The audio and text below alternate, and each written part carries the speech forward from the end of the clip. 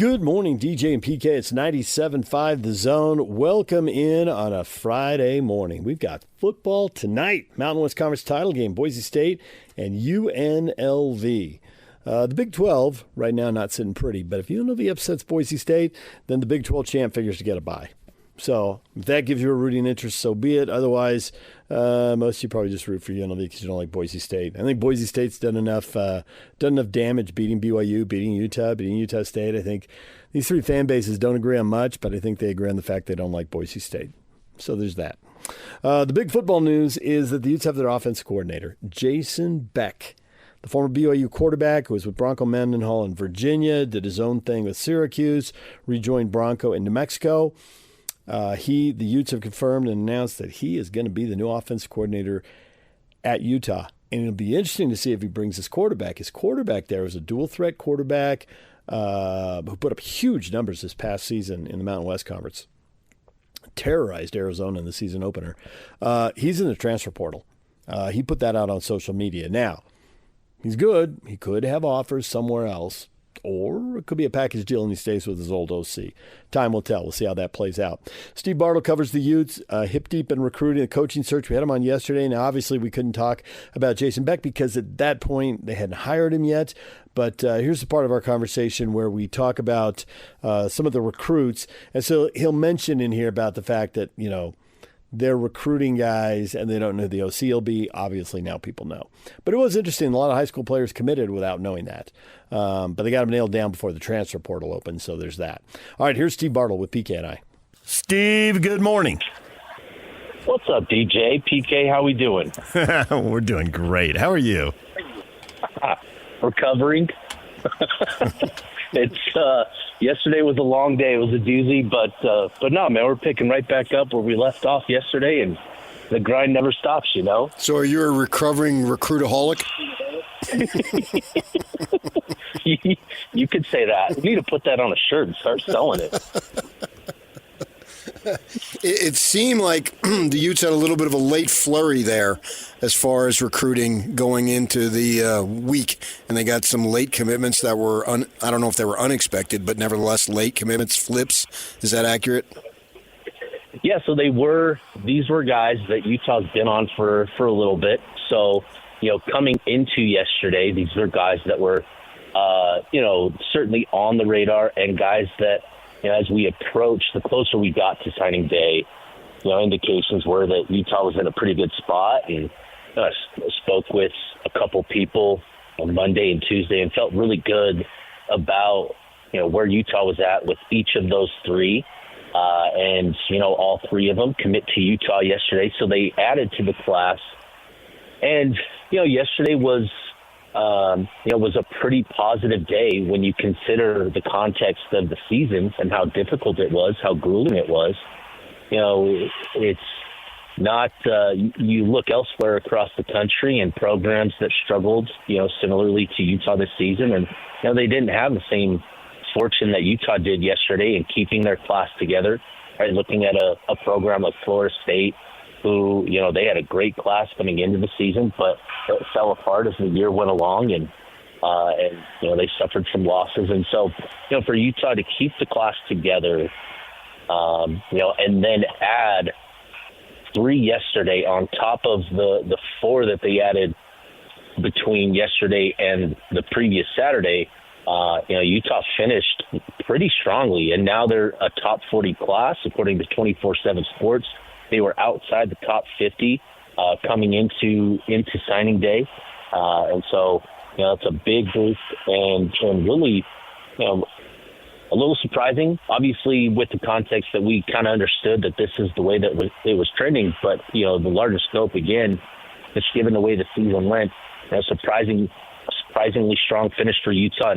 And now they're, they still have a couple guys out there that could potentially add their names to the class as well between today and tomorrow. There's a need, obviously, a quarterback and running back. Do you think that was addressed, or is that something that gets addressed in the transfer portal? Yeah, they addressed it pretty significantly with their high school class. So the Utah Added two actually at quarterback and running back, two apiece to each of those spots. The first commit was in the class, and the entire class was quarterback Wyatt Becker out of Sierra Canyon. He's been a good quarterback there for Sierra Canyon, has led them to a number of wins, led them deep into the CIF playoffs a couple years now. He committed last November. He was the first guy in the class. And then, earlier this week, they added Jamarian Ficklin, Bird Ficklin, as he likes to go by, lefty dual threat quarterback. And so they had two quarterbacks out of this high school class. Running back, they didn't have a commit for the longest time. And then these last 3 days, they picked up two really promising running backs. Racing Gilroy was one that added his name yesterday. He committed to Utah over programs like Ole Miss. He had Texas, TCU involved with him. He had offers from Georgia, Miami. This was a pretty significant win for Utah. He's a four-star running back.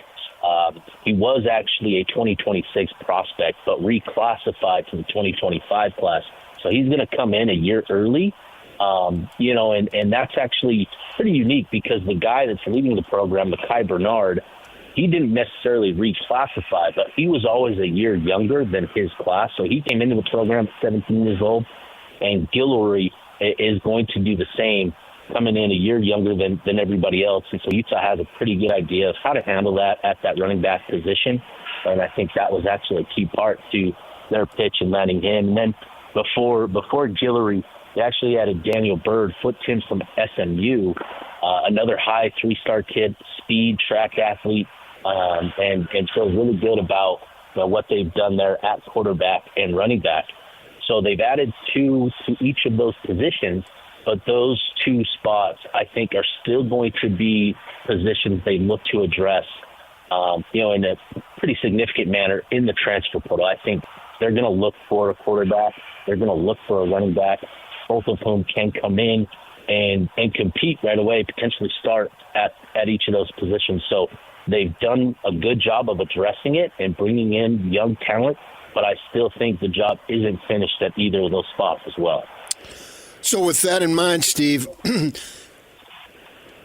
going to ask you about how many scholarships are available, but I know that it's impossible to say because with the transfer portal, you could have some more.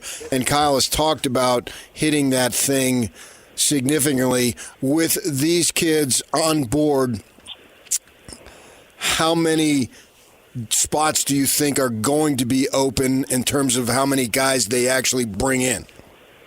Yeah, so I think the easy way to kind of look at this, right, is, your outgoing senior class, they had about 24 guys, 25 guys in that outgoing senior class, guys that are, just older and their eligibility is expired. They're moving off the program.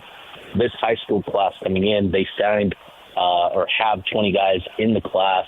They're welcoming back or expected to welcome back, 4 or 5 missionaries. So you're looking at these young guys coming in. They're coming in to replace that senior class. And I think the expectation coming into, the transfer portal is that they're going to have about 10 to 15 spots to work with. And that's based primarily on, who's expected to enter the portal from Utah. And you're already starting to see a couple of names trickle in. Obviously, Jalen Glover announced, during the season that he was going to enter the portal. We've now seen a couple of scholarship defensive players. Sione Fotu this morning, the headliner, announced that he's going to enter the portal. A defensive lineman, a JUCO kid that joined the program, was it last year, the year before that? He announced last night that he's going to enter the portal. So they have a good idea of the number that they're going to work with. It'll be anywhere from 10 to 15. A couple guys are still kind of deciding whether they want to stick around or whether they want to enter the portal. They have a good idea. They also know kind of which position groups they're going to look to address. I already mentioned quarterback and running back. You can expect Utah to go pretty heavy at receiver as well.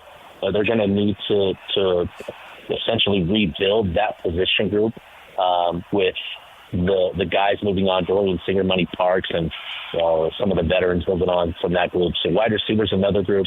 And then defensively, obviously this is going to this is where it kind of gets.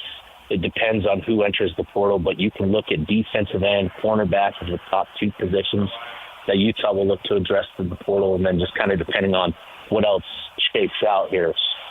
But that's sort of the rush draft plan. Obviously, you don't know until guys make their final decisions. They know for the most part who's going to enter the portal, have a good sense of that. But there's still, like I said, a few guys kind of on the fence, still deciding. But 10 to 15 is what we'll look at, and we'll know over the next 2 to 3 weeks. It opens on Monday, so we'll have a pretty good idea of where Utah's sitting with their roster construction moving forward. Steve, there it is. We appreciate it. Now, back to the grind, because, stuff's happening every minute. Every minute. Oh, Keep refreshing your email. And while you're refreshing your email, something's happening on Twitter. Be in two places at once, Steve. Lesson learned. Right? Fellas. Appreciate you guys. All right. Thank you, Steve. Doing a great job, Steve. Keep it up. Yep. There's Steve Bartle talking Utes, and you can hear the entire conversation wherever you get your podcasts. Coming up next, Cole Bagley covering the Utah Hockey Club. They're at Buffalo and Philadelphia this weekend. And we will talk with him, major injury for the number 6 pick in the draft, the first pick in Utah Hockey Club history. How much is that going to set him back? And they're not exactly going to have an all-star game this year. It's going to be a 4-team international tournament with essentially the NHL All-Stars, but it's going to have a different look and feel to it. We'll talk to Cole Bagley about this Four Nations tournament coming up. That's next. Stay with us. DJ and PK, it's 97.5 The Zone. It's time to welcome in Cole Bagley. Cole, good morning. Morning, guys. How are you? Good. Cole, you're covering the team, which means you've got to be in multiple places at once. And so I am curious what you know, because I know you're, with the team in training sessions out in Kearns and at the games and all that. But meanwhile, the news is broken that the number 6 pick in the draft, the Utah Hockey Club's first ever draft selection, Tijin Ginla, who was just killing it at 21 games, 14 goals, and 18 assists in the WHL, he's got to have hip surgery. He shuts it down for a year. What does that mean for his progression to the NHL? Is that a 1-year setback? Will they just speed it up and he'll arrive at about the same age anyway? What does this mean for him long term? Short term, it means surgery and rehab. But long term, what does it mean for his career, if anything? Yeah, it's really unfortunate for Ginla. His production was up about 20% from last season. He was doing all the right things that he needed to in order to really better his chances to make the team next year. Not a guarantee by any means, but he was developing the way that they were hoping for, and has ultimately decides to have hip surgery, and it's a fairly significant setback in terms of he's probably going to have to spend another year in the juniors. It just is what it is. But rather than most likely competing for a spot next season, he's probably going to be out for a good amount of time, which will send him back to the juniors for another year. And like I said, it wasn't a guarantee. It still was, a lot of things had to go right, let's just say. But he was improving, and so this will set him back, and we'll probably see him in the juniors for at least another year. That win over Las Vegas, 6-2 Zippo, really catches your eye, right? You got a lot of good things going on in that game. And the first shutout in Utah history, but it was by a new guy, Stauber.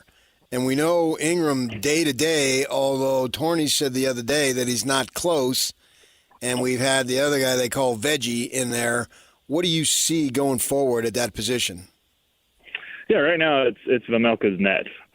He's been fantastic. He's up towards 92% save percentage, which is in the top 10 in the NHL. And I like Veg. I think he's been great this year. He's answered the call. Ingram struggled a little bit. Even when the team was winning games, he was sub 900. Which is tough to win, but it was just being overshadowed by the amount of goals that Utah was scoring. Putting in the back of the net.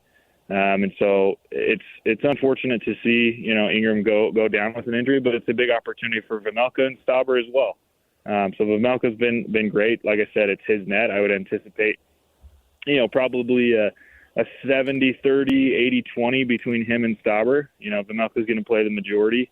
And, Stauber will fill in here and there when they need to rest Vejmelka because, you're not going to play all 82 games. Goalies just, they tire out every once in a while. So it's like what we saw. They threw Stauber in against Vegas.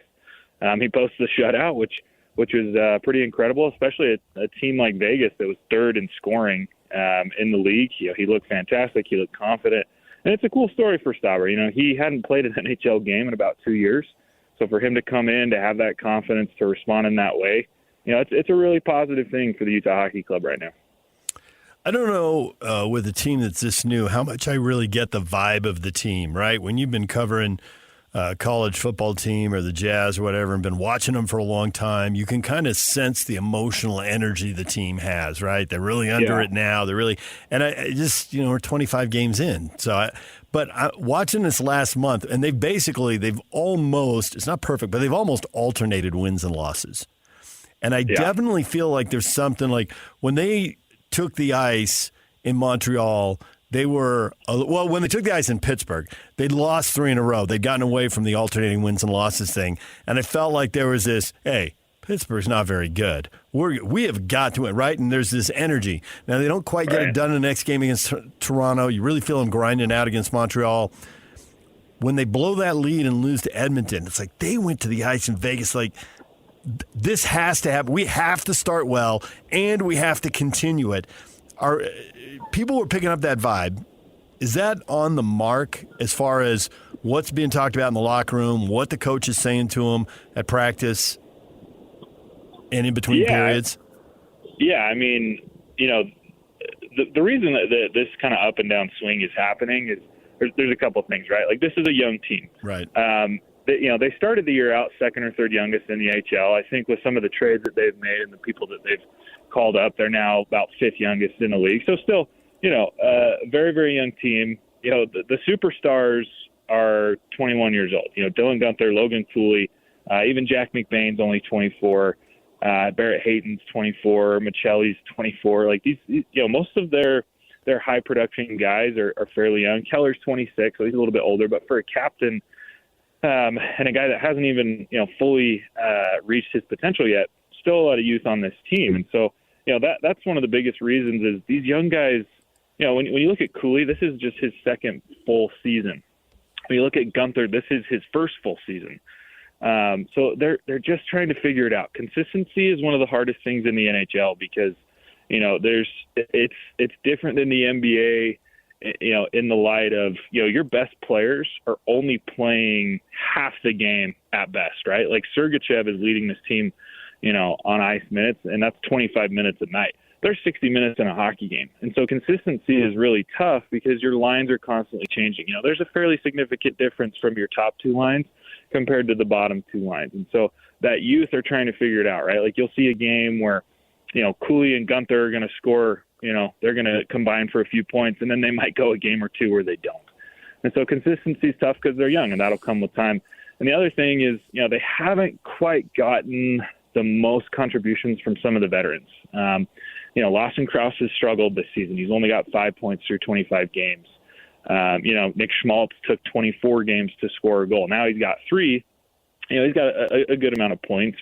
I think he's leading the team in assists with 17. But like I said, it's kind of a combination of two things. You got a lot of young guys, and then you've got some veteran guys that are just struggling. And so it's tough to find that consistency because on the nights that you're getting really good play from everybody, they're putting six goals on Vegas and winning a big game.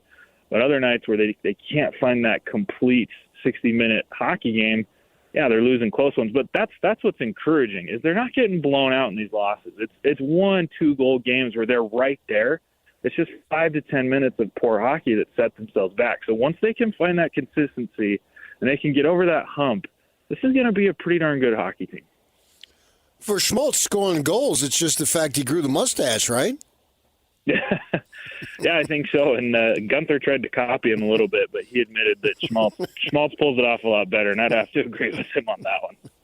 What's this deal with this Four Nations face-off that we're going to be having coming up? I think it's in February.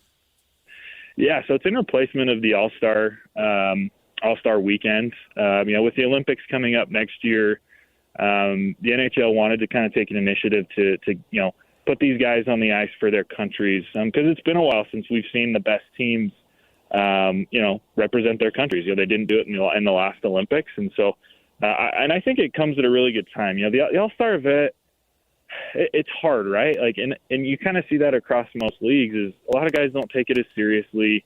It's hard to get viewership and all that stuff, and so they decided to kind of flip the script and do a Four Nations face-off tournament. So it'll take place, I think, the 12th of February through the 20th. You got 4 teams. You got USA, Canada, Finland, and Sweden. Each team will play 3 round-robin games, and then the 2 teams with the most points at the end of that stretch will play in a championship game. And it's very exciting. Those countries are generally the ones, winning gold and silver and bronze medals, and so it's the best of the best. The guys are excited about it. Utah's got 2 players, Alamo and Olli Mata, representing Finland. They didn't, unfortunately, Clayton Keller did not get named to Team USA, and they didn't really have anybody else that had significant chances. But it's going to be great. I think it's going to be a lot more competitive than an All-Star break would be. These guys are representing their nations, and that's a big deal. So it should be a lot of fun, and I know the hockey world's really excited about it. And Utah won't play between February 9th and 22nd, a week and a half off. How do they handle that? How many guys go to the beach in Mexico? How many go home to Canada and freeze in February? But see family, which is cool, and the weather's cooler, cold, brutal. How do they handle all that, and what's the impact on a team? I mean, the layoff mentally and physically getting healthy, but, man, 13 days without playing, you can get pretty rusty pretty quick. Yeah, it's, fortunately, pretty much everybody's going through it, right? And there's actually some teams that might – we'll see how it goes. The last 2 Stanley Cup teams, Vegas and Florida, they've actually each got about, I think, 8 guys from their squads going to play in this Four Nations face-off tournament. So we'll see what the wear and tear is. Like I said, I think these guys are going to take it a little bit seriously, but you have to balance it at the same time. Like, you don't want to go get injured. So maybe it's fortunate that Utah only has 2 players going. I think it'll come at a good time, where they can, rest up and relax. And generally, there's pretty significant pushes after the All-Star break, if you will, or this, Four Nations face-off where, teams can go on runs and push themselves into a playoff spot. So, yeah, it's a good amount of time off, but, these guys are still going to be practicing on their own and, resting up. And then, they'll come back, and we'll see where they're at that point. But, it could come at a good time, and it could also be a motivating thing for a guy like Clayton Keller. I believe he was snubbed from Team USA, and so for him, maybe he takes this as a motivation, kicks it into a new gear, and, leads this team into a hot streak, which would be great. Cole, we appreciate the time, as always. Thanks for checking in, and we will check back with you in a little while. All right. Thanks, guys. DJ and PK, when we come back, all things Big 12 with Barry Tramel. He's always hilarious. That's next. Stay with us. DJ and PK, it's 97.5 The Zone. We're joined once again by Barry Tramel to talk all things Big 12. Barry, good morning. How's things in Utah? Got to see your Jazz play the other night. That's too bad. We're sorry. They ought to be better than that, I think. We're waiting for Will Hardy to say that after a game. He does, but he takes 800 words to cushion the blow. They hold up the Thunder as a model, and you can build through the draft.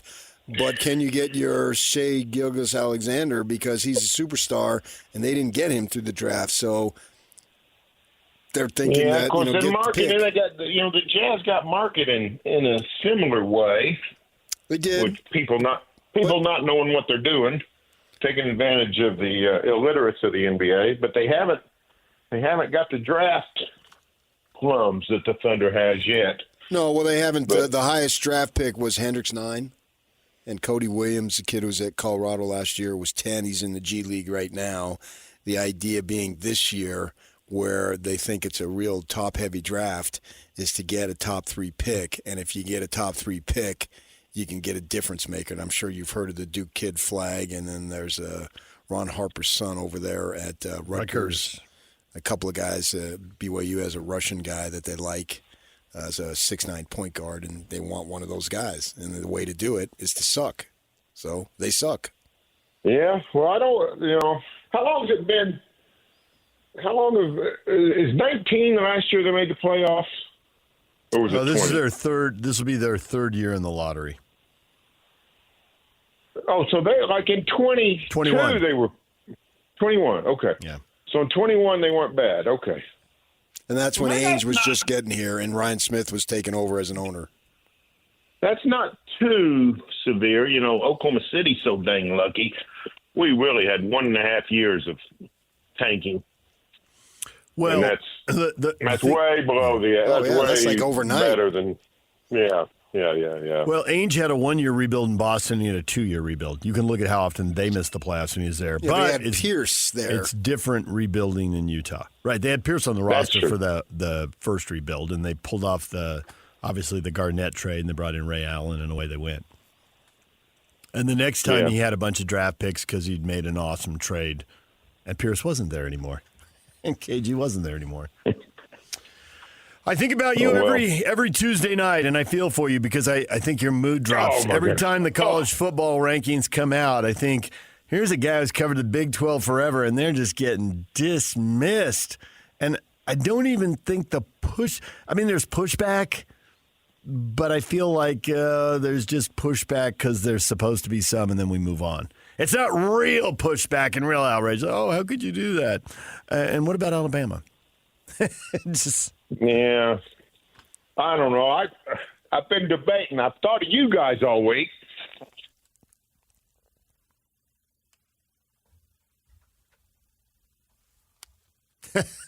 Barry thought of us, and then the line went dead. That's not great. Christian will now punch buttons story and of my call life, him back. I thought of you. Click. Right. I'm used to that. Thanks, Mom.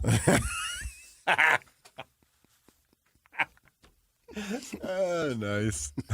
If they don't get Barry back real quick, you can tell some stories that would really perk up people's commute. I've been in many conversations this way.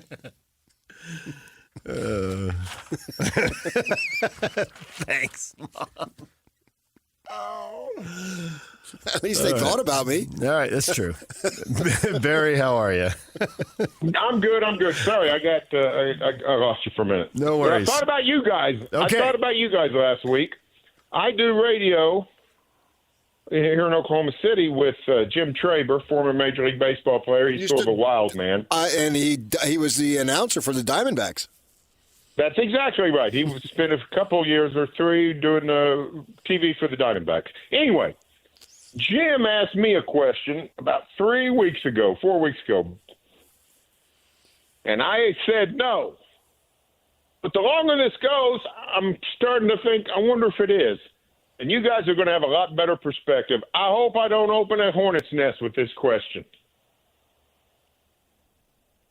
But is there some anti-Mormon bias in the BYU rankings? He asked you that, or you asked him that? He asked me that. He asked me that. I said no. I had more faith in the committee at that point. I'm not so sure I do anymore. I guess without knowing the 17 people, I'd be reluctant to throw that out there. I guess you can't rule it out. There's been enough history. Enough history of religious bias. So around the world, not even just in Utah or the U.S. But it just drives me nuts. We go week after week after week, and nobody will stand up and say, "Does anybody remember that BYU went to SMU and beat them?" Does anybody remember that?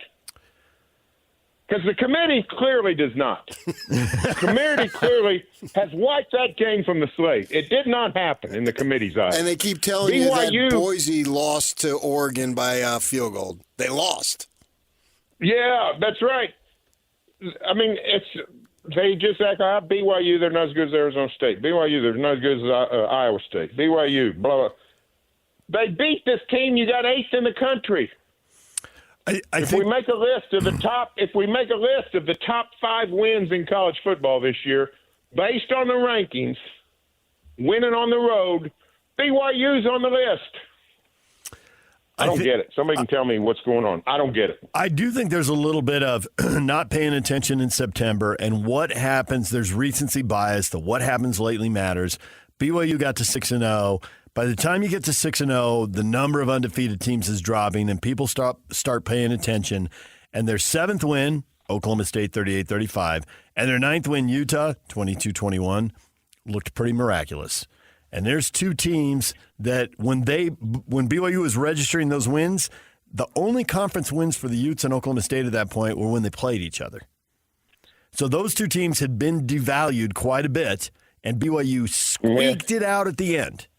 And there's people like Nick Saban sitting up there on game day, like they've been lucky and have finally caught up with them, when they lose to Kansas. And Kansas has a losing record. They're 5-7. I guess at that point they were 3-6 going into the game. So they get dismissed. They get the legs cut out from under them. Boom. And when you're in the ACC and you're in the Big 12 now, you have to prove you're good. Whereas in the Big 10 and the SEC, you now have to prove you're bad. Now, I like that. That's a good analogy. I like that. I don't like how the Big 12 has somehow been shuttered to below the ACC. Because that's what I feel like's going on. I mean, the numbers everybody's just going everybody's going cuckoo over Miami, disrespecting Miami, as if Miami's actually done something this year. They haven't done anything. Best thing Miami did was avoid SMU and Clemson on the schedule. That's the best thing Miami's done all season. And by the way, talk about close calls, getting lucky. Yep. The Cal game. Did you watch that? Oh. Miami? I did watch it. I was in the week before, yeah. Watched it in Columbus, Georgia. Columbus, Georgia hotel room watching that game. And it just, I don't know. Anyway, you're right. Tuesday nights, although, you know what? I will say this. I was in the perfect place to let this roll off my back because I actually just watched it on my phone Tuesday night. Our neighborhood does like a Christmas festival, and it's pretty cool. We live in an old neighborhood that's got a lot of charm and a gazebo and all that stuff, and we got carriage rides and fire pits and cocoa stands and a Santa Claus, all kinds of this stuff. All we need is we need a romantic drama, and we'd have a Hallmark movie. That's all we're missing.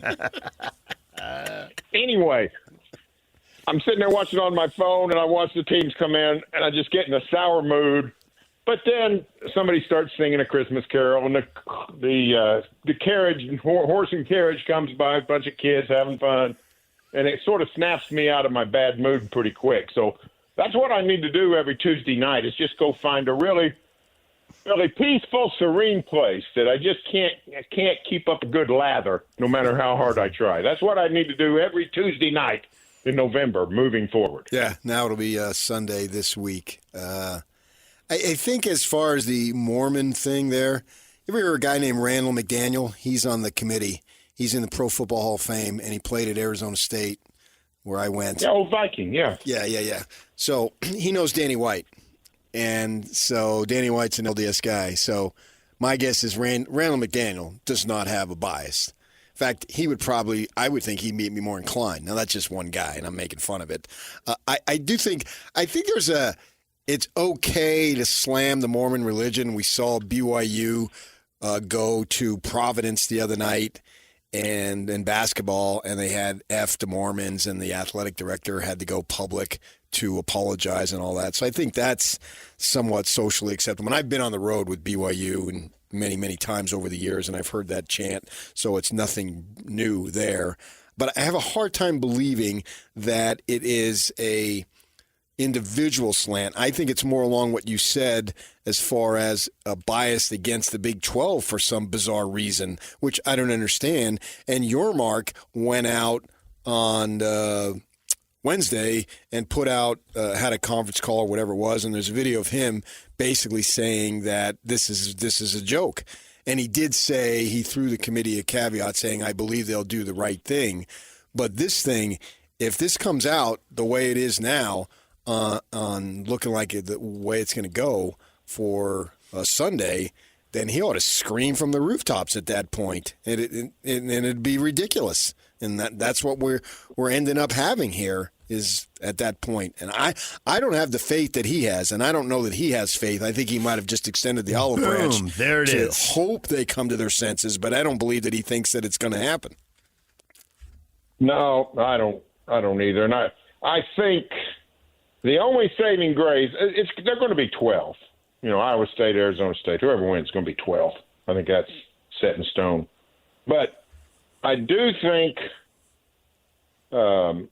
one thing that could lift them up is if Clemson beat SMU. Yeah. I think or there's a UNLV chance beats they Boise. Yeah, although, yeah, maybe. But that game's in Boise. I think they're predisposed to keep people where they're at and not penalize them for losing conference title games.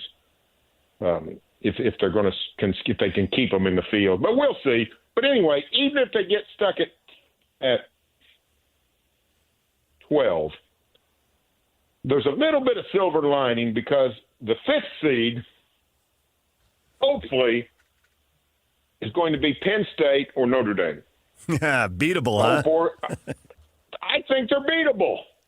I think Iowa State's not scared of the cold. I promise you. So Iowa State, and they play pretty good defense. I think Iowa State, Penn State could be a 16-13 game. Anybody can win a 16-13 game. So I'm not scared of that one. The Arizona State having to go to Happy Valley, that'd be a disaster because those guys will lose the second they get off the plane. But Iowa State in Happy Valley, I think they got a fighting chance. Only reason to give ASU a chance is they have a really strong running game. So even when it's cold, they can run the ball. But I get your point about freaking out because I grew up in warm weather and just couldn't believe people were playing football when it was 45 degrees out. And now I've lived here for decades, and I think it's awesome. So there is a whole mindset thing, getting used to it. Yeah. But ASU can run the ball. That's what keeps me warm at night. And you're right. Arizona State would have a puncher's chance, I think. But I think if they had to go to Ohio State, the talent level would be pretty massive. Yeah. Even Tennessee is going to be hard to deal with because their defense is so dang good. But something like Penn State, this looks like the same Penn State team we've seen for 25 years. Right. So yeah, they are. I think Big 12 could win that game. You covered Oklahoma and Alabama, didn't you? Yes, I did. Justify Alabama. You saw them up front. I mean, that's we're going to criticize BYU for losing to Kansas, but yet we're not going to criticize Alabama for losing to Oklahoma the way they did. Yeah, now I'm a little different than the committee and most people. People seem to care about how you lose and all that. I just care if you lost. And I think if you just look at Alabama's resume, I still think it's better than Miami's. They got 2 or 3 pretty good wins, Alabama. They do. One outstanding win. They do. And they got a couple of shaky losses. Miami's got no good wins that I can remember. And their losses aren't terrible. Is it Louisville that beat them? Or who beat them? Who beat them besides Syracuse? Who are you speaking of, Miami? Georgia Tech. Yeah, who beat Miami? Georgia Tech? Georgia Tech. Yeah, Georgia Tech. So Georgia Tech and Syracuse, they're not bad teams. They're pretty good teams. They're solid teams. I agree. And so that's not terrible losses, but they just don't have any good wins. So I could justify putting Alabama over Miami because here's what I'm all about, guys. I need to not have a system that encourages dumbing down your schedule. Iowa State athletic director Jamie Pollard sent this out on Twitter a few days ago. Yeah. He said, "You're telling us to not play anybody. That's your message, is quit playing anybody." And he's right about that. Yep. Everything they've done this year is dumb down your schedule. I'm so disappointed in this committee, I can't even – I mean, they're literally harming college football. Alabama was willing to go to Wisconsin. That was a big deal. Yeah, and it turns out Wisconsin stinks. But right, but you're willing to try. We need more. We need more good games, not fewer. Especially in September. Yes, and they're saying, stop it. Don't play these games. They rank, Missouri's in the top 25. Missouri's got a PUD schedule. It's not a top 25 team. I don't know if it's a top 40 team. I've seen them live. They stink. And they're in the top 25.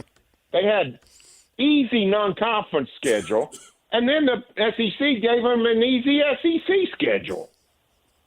They ought to be 11-1 with that schedule. And they're just going to kill the sport, I think, if they just encourage all these teams. Who is it? Alabama next year is playing. They're hosting Wisconsin and going to Florida State. Now, Florida State, the forest, it's a dumpster fire. But they scheduled Wisconsin and Florida State, and their administration, I had Greg Byrne on their AD, on my podcast.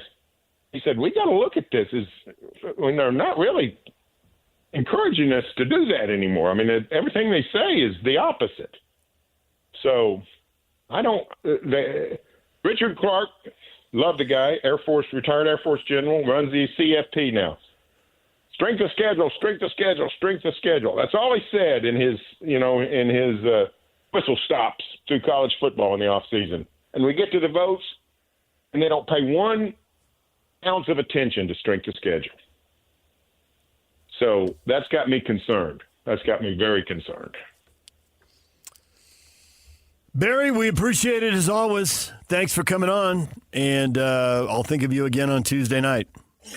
It'll be Sunday. Well, that'll be great. Right, it'll be Sunday. Be great. Don't wait till Tuesday. It'll be Sunday about noon. Yeah. I'm going to. You know what? I got the weekend off. I'm going to go to I'm going to be at a December. I'm going to be at a youth softball tournament in Tulsa on Sunday. Nice. My granddaughter's playing, and I got 2 dueling granddaughters. One's in volleyball debuting, so I'm the designated driver for my softball player. So I'll be watching that thing on the phone, and it's just going to be like the Hallmark movie. I'm going to get mad, but then I'm going to look up, and there's my granddaughter playing third base or shortstop or wherever they put her. I'm going to say, you know what, this isn't such a bad life. So why don't we forget about how they're screwing the Big 12 and loving the teams that don't play anybody. So I'll get over it pretty quick. Chestnuts roasting on an open fire. Barry, thanks for another 20 minutes of great radio. We appreciate you. All right. See you guys. When we come back, what is trending? The headlines are on the way. It's time to get your morning started with the news you need to know. News update. This is what's trending with DJ and PK. Hashtag Utah Jazz. The Utah Jazz are back in action tonight in Portland. PK, this looks like a dangerous game. Portland's bad. Not horrific. They're not one of the bottom 4 teams in the NBA, but they're probably one of the bottom 8 or 10. Got to be careful. Might accidentally win this game. I don't know that they're good enough to win anything accidentally. I think they'll have to play really, really well to win any game this year. And the opportunity to do that will be there every game, but I don't think they'll succeed more than 3 out of 10, if that. 3 out of 10. Oh, yeah, I would take the under. What's the under? Less than 3 out of 10. You only got 2 choices. Yeah. According to ESPN, the Jazz are open to trading veterans Colin Sexton, John Collins, and Jordan Clarkson. According to anybody with a clue, the Jazz are open to trading every single person on that roster. Jordan Clarkson still, there's been a year's worth of rumors there. Come on now. I'd give him away. They wouldn't do that. Could have moved him last year for second-round picks, I've heard, but that didn't happen. Maybe this year. Jazz playing Portland night. They're in Sacramento on Sunday. DJ and PK. Hashtag NBA. Niang shovels it off to Mitchell. We're about to hit the 2-minute mark here in the third. Cavs by 13. Merrill 3. Good! Cavs by 16. Jared Allen feeds left side to LeVert. Back out front to Mitchell. 3-ball up. Closing time! Donovan Mitchell with the 3. And it's Pell's ball up 4, 2:25 to go in the third. This group has played pretty much the entire quarter. Ingram, another 3 left of the top. Deep BI. Highlights from around the NBA. There it is. The game of the night as far as Jazz fans are concerned. Brandon Ingram for 3, and the Pelicans beat the shorthanded Suns 126-124. New Orleans picks up their 5th win in the race to the bottom. That is good news for the Jazz. Will that be partial Suns then? Yes. Yeah, it was partly sunny. There was no Kevin Durant. Or Nurkic. They're missing 2 of their 5. And Beal was there, but he was turning the ball over with great regularity. So he helped. Oh, you worked last night? I did not. Did you watch the game? I did not. I did see the score and think, what happened? How many of the big 3 played? I mean, I knew Durant was out. He's out for a couple of weeks. They put a game on the Jazz schedule a week from tonight here at the Delta Center, which the Suns will be coming in, and I do not believe that Durant will be playing. Although the initial prognosis was 1 to 2 weeks, and it was just the other night. So that would be about 10 days, so I don't think he'll be playing on that one. Suns get beat. The Warriors take down the Rockets 99-93. No Steph Curry, and yet they prevail. 2 of the top 5 teams. They're both right now running the top third of the West. And the Warriors get the win without their star. Can we start talking about the Rockets now as a model for the Jazz? You think we've seen enough of the turnaround in Houston to believe? Because we always talk about OKC. No debate about that. Well, what are the Rockets, though? I mean, I think this whole idea of doing what the Jazz did was to open the championship window. Is that where the Rockets are? I don't see that. It's pretty early to be talking about that, right? But they've gone from 20 wins to 41 wins to... but the Jazz could have done that. Yeah, they're winning. Well, they're winning about 2 out of 3 now. But you're right. That was... Right now, what we're seeing from Houston looks like... It could top out at what the Donovan Mitchell, Rudy Gobert group topped out at, first or second round. I don't think anybody's ready to pronounce championships for Houston yet. No, if the Jazz wanted to get there, I think they would be more in on doing what they could to get there. But right now, it doesn't seem like that's what they want, to be able to do that. So they're holding back until they have an opportunity to do something big, right. Which is why this year is so freaking crucial to suck, and suck some more. so you can get one of those top guys. Get an elite player at the top of the draft. Right. And then go from there. See, if you believe you have that, then you can start putting pieces around. Yeah, you can go much more aggressively to build it and proceed to win at a much better pace than they are right now. They have no desire to win, and they shouldn't right now. Not this year. Right. We'll reevaluate in the next 2 to 3 years, but not right now. Big Victor Wembanyama did not play as the Spurs got hammered by the Bulls 139-124. How big a difference is he defensively? I mean, that 139 number, that catches your eyes. Oh, I mean, I couldn't believe it when I first saw it. That's what I thought. And Lonzo Ball didn't play. And I thought, man, they get him back, they'll have a ball. In the race to the bottom, the Wizards are serious. 16 losses in a row. Quite the streak. The Mavericks blow them out 137-101. I see absolutely no hope for them this year. I mean, it seems like they will get the worst record, and then it comes down to a matter of luck at that point. I mean, just looking at their box scores, and I'm following them to a sense more than I ever have. Right? Since Wes Unseld and Elvin Hayes and Bobby Dandridge, because they are a threat to what the Jazz are trying to accomplish. And I don't see any way that they don't become a threat. They will be a threat all season, and to get the worst record, I think they'll get it. Cleveland's the first team to 20 wins this season. They improved to 20 victories, just 3 defeats. Cleveland beats Denver 126-114. But Jokic moved ahead of Magic Johnson for the third most ever triple-doubles, 139. And the leader is his teammate Russell Westbrook at 200, 61 to go. He ought to get there. They're running everything through him. I think Westbrook will retire with that record intact. DJ and PK.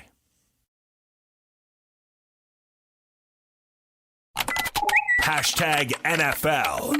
Third down and 10. Here's the snap. Blitz on. Love fires end zone. Tucker Craft. Got it. Touchdown, Green Bay Packers. Goff has got it back, looking, throwing middle. Touchdown, Detroit Lions. Tim Patrick, that is your first in the Motor City, my man. There it is. Fox the hold. Kick away. It is up, and it is good. These Detroit Lions, you want to talk about grit. You want to talk about determination. You want to talk about resiliency. This team is all of those things. The Detroit Lions get a 35-yard field goal from Jake Bates as time runs out, and they beat the Green Bay Packers 34-31. The former Ute, Tim Patrick, with 2 touchdown catches, 6 catches for 43 yards. I think it was obvious, and I watched just about all the game. I missed Detroit's first score, but other than that, I had the game on literally the rest of the way and did not turn off because it's harder to do with harder to wander away from streaming. Yeah, and thankfully my daughter streams it, so I rip off her password, and away I go. And it really felt like from once Green Bay came and looked really great on that first drive in the second half, it seemed like, okay, at this point, whoever has the ball last is going to win the game. And this is exactly what happened. And furthermore, that was exactly the Lions' plan. Going for it. They went for it on fourth down a couple times earlier, but they would have had to give the ball back to Green Bay. And their coach said later he didn't want to do that. Yeah, and if they would have scored with game. 2.5 minutes to go or something, then Green Bay could have gone down. And, I think they would have. Right. And he thought so, too. Those are 2 good teams, 2 excellent quarterbacks. Yeah, it was a very entertaining game. They're both, I would think, going to make the playoff and probably have success early on, so maybe they could see each other down the road. I realize the Lions swept, but both of them were right there. Dan Campbell went for it 5 times over the course of that game, converted 4 of them. Actually, I think the touchdown catches were on fourth down. Had a couple of conversions there on that last drive as well. A little risky, but hey, risk it for the biscuit, and it paid off. They converted, and they get the win.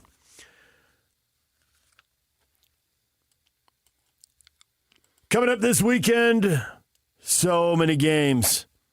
You fired up for any of these? You just let them break over you and see if the Rams can push the Bills.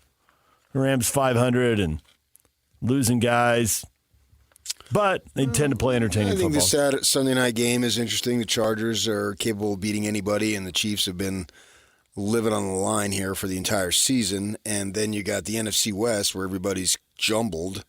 And Seahawks are in Arizona playing the Cardinals, so high stakes there with everybody between 7-5 and 5-7 in that division. Right. I don't see anybody good, but I don't see anybody awful. Somebody's got to win it. Somebody's got to get to the postseason. I wouldn't think they'd get any wild card out of that division, so you got that thing going on there. And they're playing each other, so 2 teams in the division, so that's a highlight game.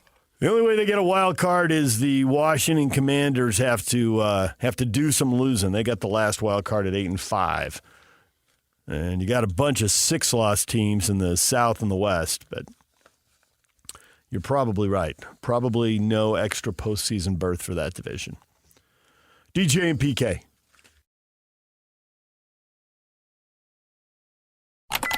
Hashtag Utah.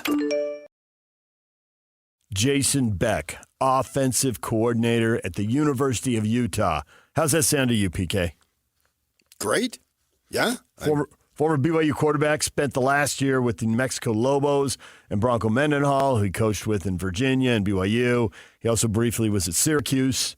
So he comes in with an offense that averaged 33 points and 484 yards per game. Well, I think that it's a twofold story if this turns out. I mean, QB transfer? Yeah, Jason Beck, he's been coaching for a number of years. He's backup quarterback at BYU, obviously. He was Jaw Beck to Joe Beck on the jerseys. We remember. Yeah.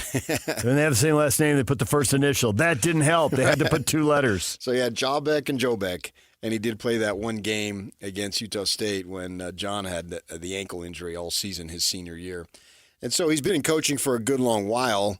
And, if I take the approach of head coaching, well, what do I know? What do you know, right? And so see how it plays out. This guy, but is he bringing the quarterback with him? Now, this kid, Devin Dampier, he's a Phoenix kid, grew up in Scottsdale. He's small. He's at best 5'11", but he's at New Mexico last year, and he's in the transfer portal because obviously he's losing his coach and his coordinator, and who knows what they're going to do. And he's one of only 3 kids in the D1 category to throw for over 2,000 and run for over 1,000. I saw him play 3 or 4 times. I watched the whole game against Arizona. He's extremely dynamic. Again, shorter, so he's probably not an NFL guy, but that doesn't matter. Elusive, though. He can move. He's a player.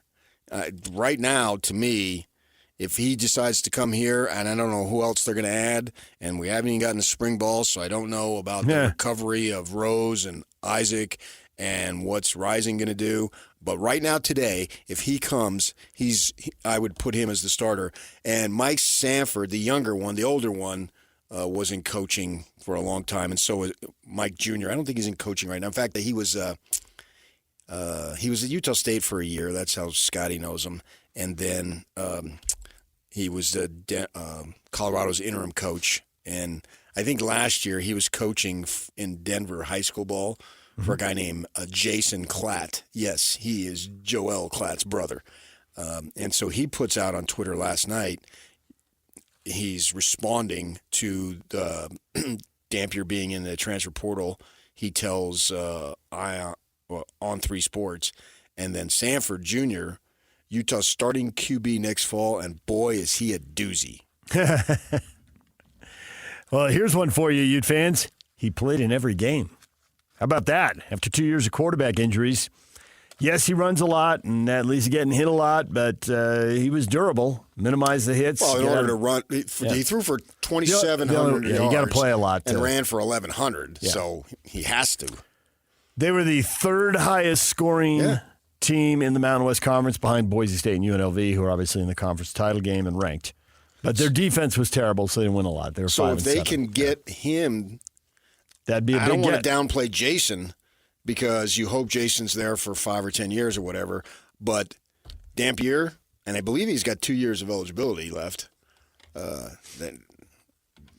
He's a player, man. I mean, he is a player. Running back Dijon Stanley announced he will be entering the transfer portal. The running back room will be completely rebuilt. Is that 3 of the top 4 running backs gone now? Yeah, if you want to go on that. He didn't they get much had time one. as the season got on. They got a couple of kids coming in. They got the other kid, Mitchell. Even in their down year, they still had a 1,000-yard back. There you go. So until I see otherwise. They'll have a good running game and a good running back. And if this kid, Dampier, comes, they may have 2. 2, right, because you pencil him as 1, right? I would, yeah. All right, more on this coming up. Reaction from all the Ute fans. You've been weighing in. We got a question up on Facebook. You can use the open mic feature on our app. Send us your take, Ute fans. You have your offensive coordinator. His name is Jason Beck. DJ and PK. Hashtag Utah State. ESPN's Pete Thamel reporting that Utah State's finalized a 6-year deal for the New Mexico head coach Bronco Mendenhall. BYU to Virginia to New Mexico for 1 year to Utah State. Bronco coming back to the Beehive State. We've been here for 3 decades, both of us. And I think that in football and basketball, of any program in the state at the collegiate level, this is the most accomplished coach who has been hired.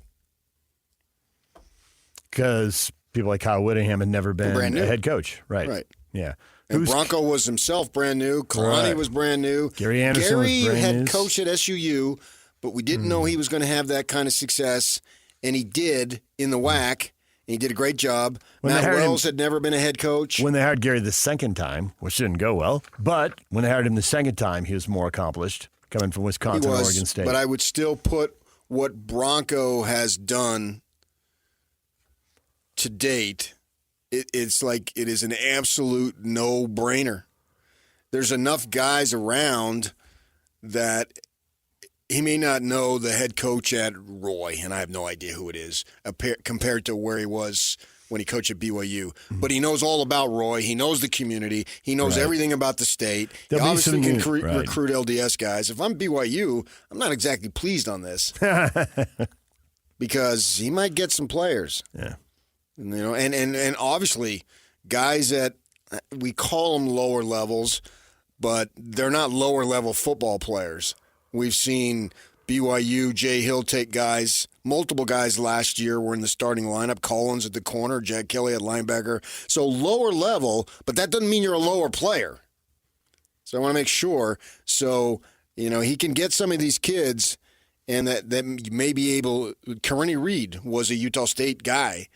And then he ends up starting his whole time at Utah, obviously. So, but that's the way it goes, man. And to Bronco, I hope that we've had the Utah State coach on for several years, 7:30 Monday mornings. I hope he continues it. Hope that deal stays in place, right? Yeah. Aggie star safety Ike Larson announced he's entering the transfer portal. It's on social media saying, I hope to stay and continue my career at Utah State, but as of now, I'll be entering the portal with 1 year of eligibility left until further notice of the Utah State coaching staff. So he will cover himself and begin fielding offers. Yeah, and we got to see what Bronco decides, who he wants. Yep. DJ and PK. Hashtag college football. We've gotten to the part of the season where there aren't as many games, but there are big games. Ranked teams playing each other this weekend. Conference titles on the line. Number 20, UNLV at number 10, Boise State. Mountain West Conference title game tonight. Tulane is also at Army if you want to watch that. Tomorrow, the Big 12 title game. Iowa State and ASU.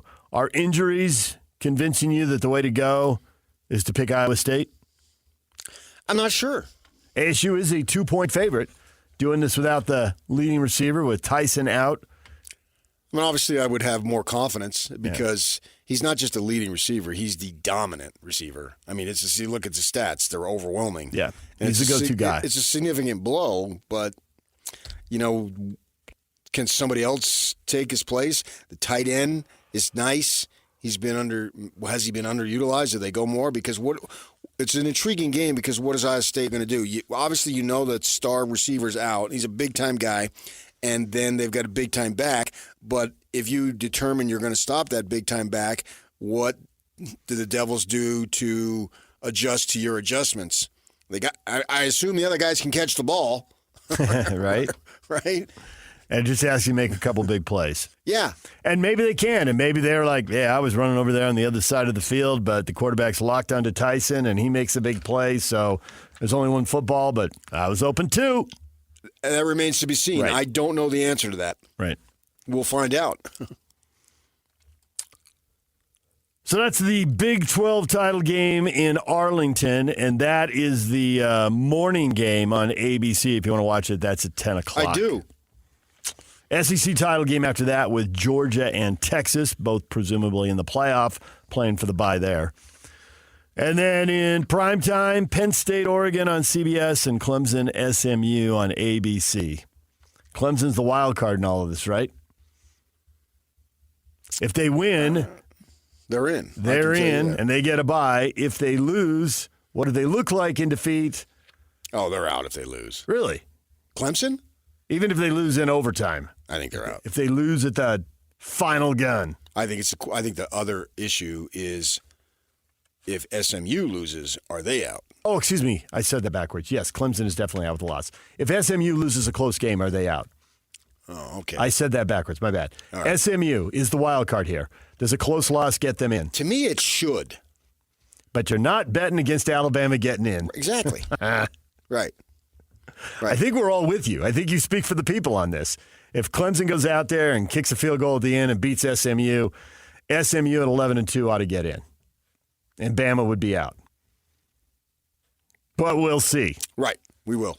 Yeah. And what if it's a little, 7 or 10, and where's the line? But we'll find out when the game I ends. think Big 12, well, certainly Mountain West tonight, Big 12, and I can argue strongly ACC win or you go Win or to you're toast. Other bowl game. Yeah.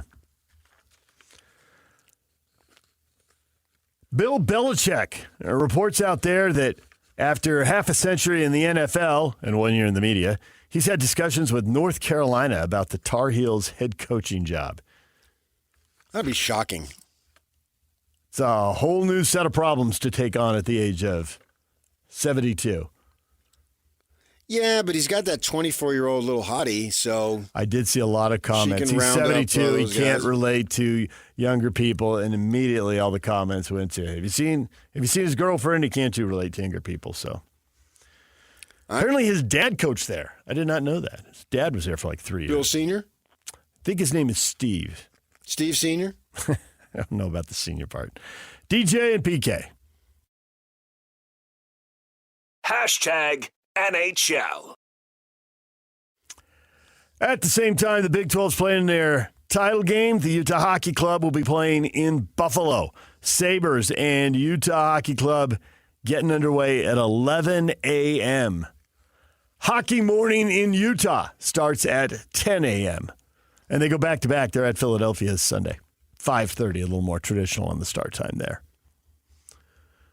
They haven't played since Monday, so this has been a pretty long break here. Longest break they'll get this side of the All-Star break / Four Nations tournament break. Yeah, late fall break. What is trending is brought to you by Shamrock Plumbing. There's no job too big or too small. Get the personal touch with Shamrock Plumbing. Question of the day coming up next. David Locke is here at 8 o'clock. Kevin Graham is here at 9 o'clock. Talking football. DJ and PK. The question of the day, your reaction to the coaching moves, next. Now let's get this party started. This is Hans Olsen and Scotty G. This story is crazy about becoming an ultimate Aggie, which apparently is getting up on that bull naked. What bull is it? Is it the one that's by the Estes Center? Isn't that bull like bucking? I'm just wondering how 5 nude men could fit on that. It's a big bull. 5 nude men could fit on that? 5 smaller men, probably could make that work. There you go. That's the size of the thing right there. Okay, it's not bucking. You could probably fit upwards of 10 naked men on that. So in order for you to be the ultimate Aggie, you have to be naked? Yes. I did not know that this was a thing. See, I would think if you were going to be an ultimate Aggie, that it needs to be solo. Because these 5 were not solo. And that's where a lot of guys up at Utah say, like, hey, let's maybe dial that down a little bit. Easy. One ultimate Aggie at a time. Catch Hans and Scotty weekdays from noon to 3 on 97.5, the KSL Sports Zone. Take DJ and PK wherever you go. Find every moment of every show in podcast form by searching DJ and PK on your favorite platform. This is DJ and PK on 97.5, the KSL Sports Zone. Hot Takes or Toast brought to you by Siegfried and Jensen with 30 years of serving Utah. Question of the morning, reaction to the coaching hires. How about Utah hiring former BYU quarterback Jason Beck as the OC? Don, I always wish former BYU players and coaches well. Good for him. I hope they pay him well. Certainly more than he was making as Broncos assistant in New Mexico. Change is inevitable for coaches. Get all the cash you can while you can get it. For anybody. Yeah. Yeah. Obviously, I think he'll get a pay raise. I don't think he would take it for the same money or a pay cut. So he'll get a pay raise and get to see what he can do. It'll be exciting. I'm excited for him to do it. The fact that he went to BYU, I got over that a long time ago. I mean, Jay Hill and Sione Puha played at Utah. I'm over that. Tom, seriously? ? BYU players coach at Utah and then eventually end up at BYU to coach. Does either school have any ability to hire outside of a small circle? Lame. Well, I think Jason Beck is outside of that circle, even though he's inside. What'd you do that for? Well, obviously... Because he went off to Virginia and Syracuse and New Mexico. Yeah. He hasn't been bouncing back and forth between a couple of local campuses. Right. That's as far east as you can get. So he does have experience. And he's a California kid. He just came here for a couple years. And I think Ronnie Mack hired him at Weber way back when. So he had coached at Weber. The fact that he went to BYU is so what? That what difference does that make? That's to me, he's got a lot of varied experience.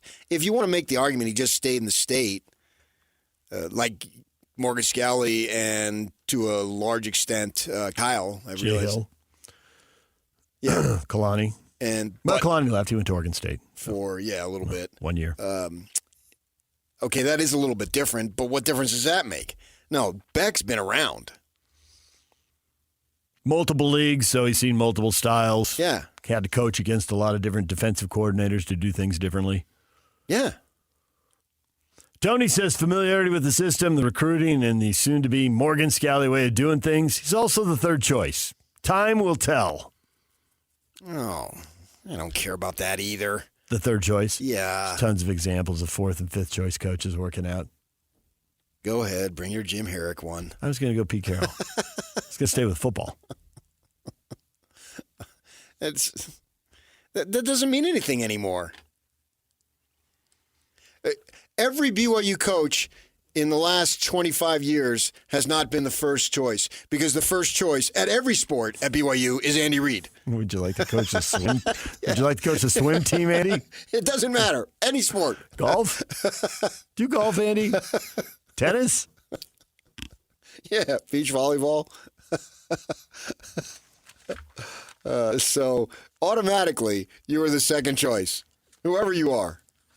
Bronco, I don't know that he was at BYU. They were all crazy about him at the time, and they were going to go with another guy who was on the staff to the point where they'd had at the press conference, they had former players vouch for it. They were going to have video things out there, and then at the end, they changed their minds.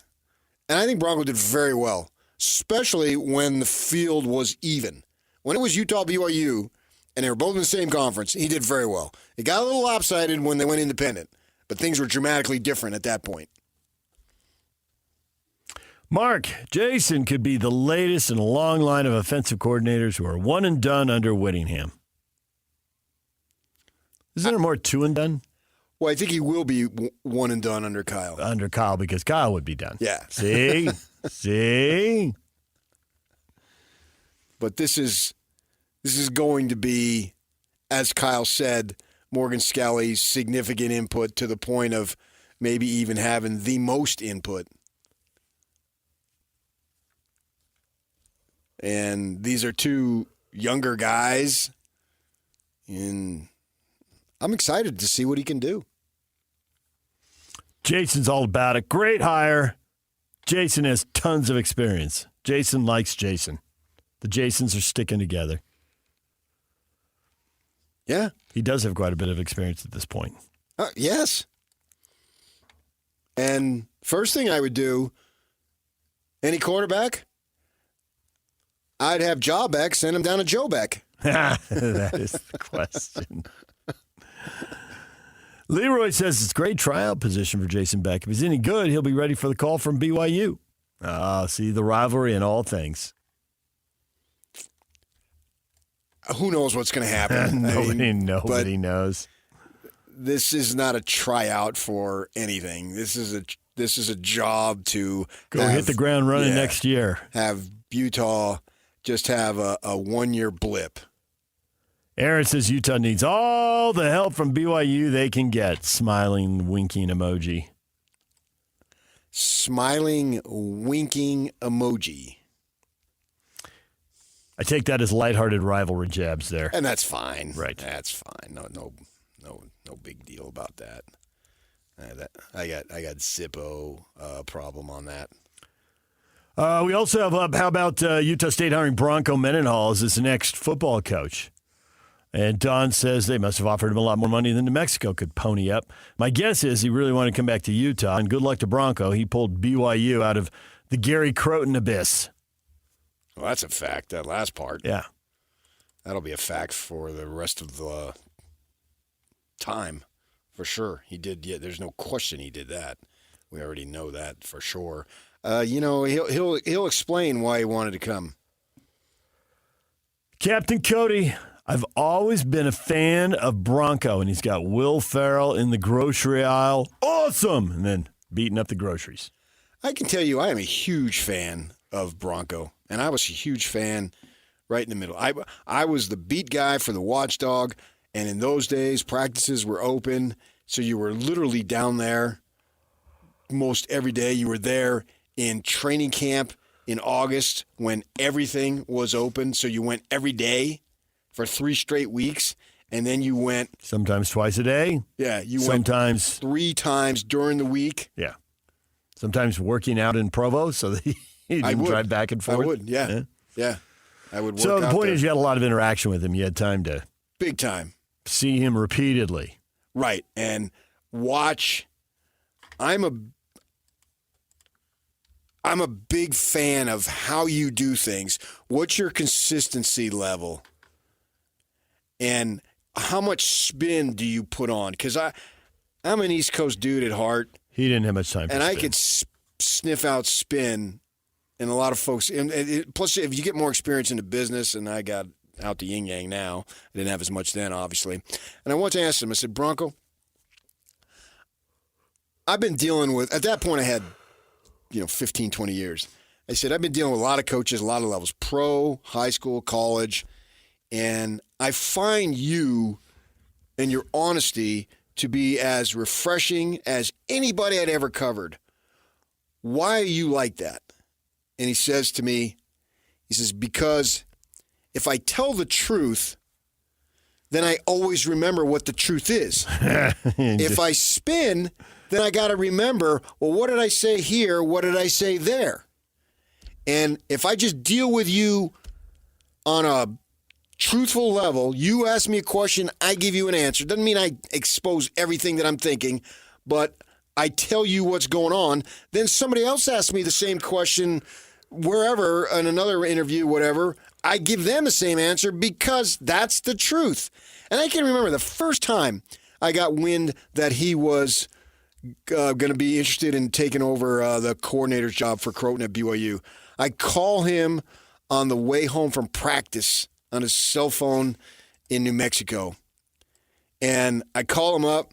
He didn't know me from man in the moon. I introduce myself. I say, yeah, I understand, blah, blah, blah. What can you say?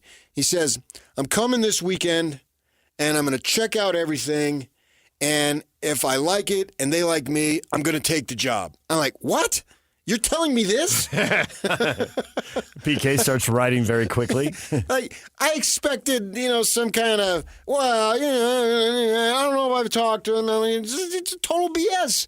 It was zero BS. He said, my parents are getting older.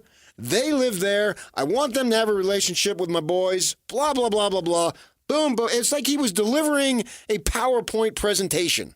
That was literally the first time I'd ever spoken to the man.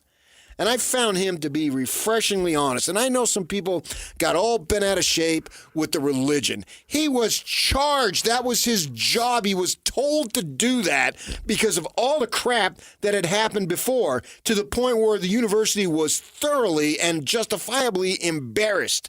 And obviously you got to meet with the church leaders here downtown in order to get these positions because they're high profile, blah, blah, blah. We all know about that.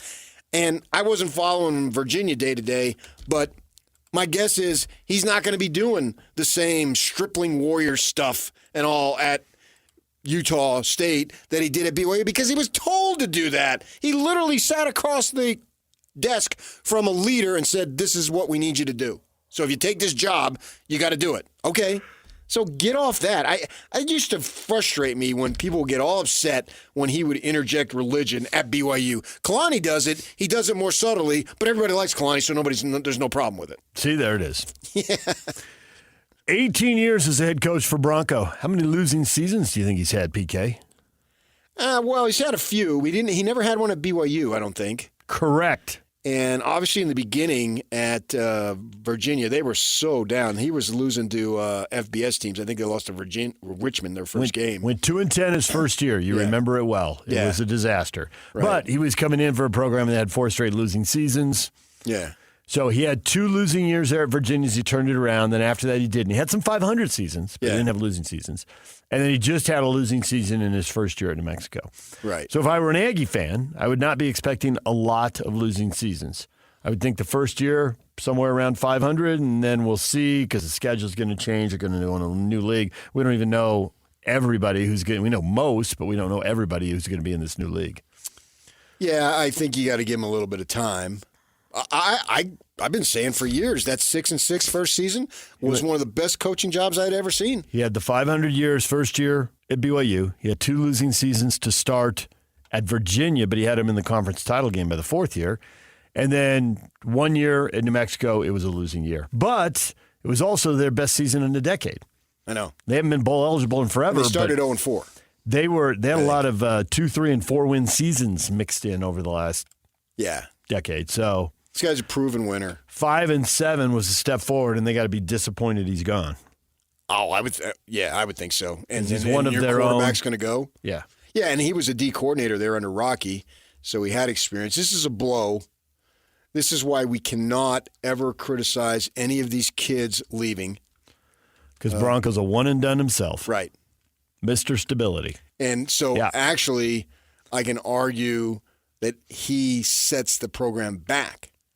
I don't know that because I don't know who they're going to get as the coach and who he can get as transfers, blah, blah, blah, blah, blah. But anytime you have a one and done, that's not good for consistency of the program, but whatever. All right, DJ and PK, it's 97.5 The Zone. David Locke is here talking trade potentials with ESPN with a story about their Jazz are open to trading veterans. He's coming up in 15 minutes. Kevin Graham is here with his thoughts on a weekend full of football and a couple of coaching hires in the state of Utah. Kevin at 9 o'clock. DJ and PK, it's 97.5 The Zone. Ladies and gentlemen, may I present... This is JJ and Alex. Watching Luke Batari play at the end of the game, watching Brandon Rose play like he did against BYU, is it fair to ask how in the world Isaac Wilson was QB2? Batari and Brandon Rose were better and more efficient in the reps they got than Isaac was as a backup quarterback this year. Those two guys have played better this year than Isaac Wilson did. Why was Isaac QB2? Why didn't they go to one of these guys earlier in the season? I don't believe it. I don't believe that there's a conspiracy there that they were like... I don't think it's conspiracy at all. I think they just chose Isaac as QB2. And that's how it was. I think the reason they chose him, maybe he is a little bit of a spring and fall football warrior, like a fall camp guy. Maybe it was a Charlie Brewer situation. You're like, no, he looked like he won the job. Why would they have wanted to put Isaac Wilson in there prematurely if he wasn't ready? I still believe in Isaac. I think he's great. I think there's a lot of talent there, but you can throw a kid out there too soon. Catch JJ and Alex afternoons from 3 to 6. Presented by G2G Bars on 97.5, the KSL Sports Zone. One of the coolest stations in the world. Utah's highest rated, most listened to sports radio show for over 20 years. Everyone's listening. This is DJ and PK on 97.5, the KSL Sports Zone. Band of the day today is Audio Slave, and it's brought to you by Live Nation for all the live concerts and events in 2024. Check out livenation.com. Pop Tarts or Alamo, BYU fans. What bowl do you prefer? A lot of people want to go to the Pop Tart Bowl in Orlando. Pop Tarts! Yeah, I think they're afraid of losing to Colorado. Boyd, Pop Tarts. We live in Florida. Good for you. Doesn't want to travel. Take the easy short trip. Michael, give me Pop Tarts or give me death. Well, if you eat a bunch of Pop Tarts, that may happen. Kevin, I don't love the idea of playing a conference team in a bowl game. We'll see the Buffs in Boulder next year. Jared, Pop Tarts. I don't want anything to do with Colorado. That's what I figured. There it is. Ryan, Alamo. It pays $8 million. Pop Tarts pays $6 million. $2 million could buy the Cougars a couple of fantastic players next year. Just saying. I don't think it works that way. Nah. They don't slide money around inside the budget? Well, I don't know. Hey, donor, don't give money to us. Give it to the collective over there. We got money here for this budget. Wait. Hey, donor, don't give money. Hey, donor, give money here, give money there, give money everywhere. What are you talking about?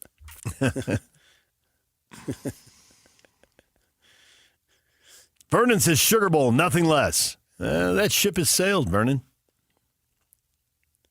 You know what I was thinking? Suppose these teams that go in, they lose in the first round. So they make the college playoff, but they lose in the first round. Mm-hmm. They should get a bowl bid because they won't go to a bowl. There's still time. Right? If the Devils lose tomorrow, they would go to a bowl. But if they win and then they have to go on the road, that's not a bowl game. So they don't get to go to a bowl game? Right. You would lose an on-campus game. And all the swag they get, which the players They're out the door. Absolutely love. Yeah. I mean, you can hear the enthusiasm in their voice. So they could go 11-3 and not go to a bowl game. Yep. Nobody thought about that. I was up all night thinking about it. Go to a bowl game and then a bunch of players opt out of it anyway. They don't really want to go. Oh, good for them, but still, how about the guys who do it? I mean, obviously there's way more who stay than go. Yep. It's interesting that they don't get the losers of those first-round games. There's 4 teams who don't get to go bowling. Basically, it's an away game. Yeah, it is. You're right. Yeah. Get on a plane. They fly there. No pomp and circumstance. No standing on Fremont Street with the bands playing. Right. Everybody going crazy. No parade. That's an absolute joke. The system sucks. Are you talking about the quarterfinals? Yeah. Not the quarterfinals. No, quarterfinals are bowl okay. games. Right, okay. It's the first round. Yeah. That's just an away game. It's not a bowl game. It's a road game after a bye week. Yeah. You've already played 4 or 5 of them, 6 of them. That's all that is. They should say, we'll go to a bowl. Like Utah in the 40s. They went to the NIT and in the NCAAs. They did. It's true. They'd been in the NCAA tournament. They got knocked out, and then they got a phone call. We need someone to replace this school. All right. Did they win it? They did. I think that's how they won I can't remember that's how they won. They won both the NIT and NCAA in that era. They'd been knocked out of one, and they went and played in the other. I don't remember which year it was. I think the Alamo Bowl would be okay against Colorado. You want exposure to your program. What do you think they're not good enough? I mean, so you lose the game, but it's not. I don't think it's going to be a 52-0 like Oklahoma State. That would surprise me. And boy, of all the non-playoff bowl games, I bet you Colorado's going to have the biggest rating. They seem to always have it. I think the Colorado. Well, yes to that right away. The BYU Colorado game is the best game that the Alamo Bowl can get. I just can't believe that it will be anything other than BYU versus Colorado in the Alamo. Oh, that's when you said that makes so sense, right? Exactly. Yeah, okay. And it still makes so sense. Get a Christian, cut that up for Yock so we can use that. I think it was Monday. That makes so sense. I mean, that's like irony at its highest level. It really is. I'm talking about making sense while I don't make sense. It's beautiful. And you are the undisputed winner of the unplanned drop. Thank you. And, of course, it was on Monday morning. The vast majority of on Monday morning. That's when I'm most tired and the brain functions the least efficiently. Is that when you... Did you put the D and Alice on a Monday morning? I don't know about that, but I know Spectacular Rack was on a Monday morning. Because that was for Eric Dampier, and now the Utes have a chance to get Devin Dampier. You think like Dampier is the cue word to get me to say something? Well, you did it. You thought you were being clever.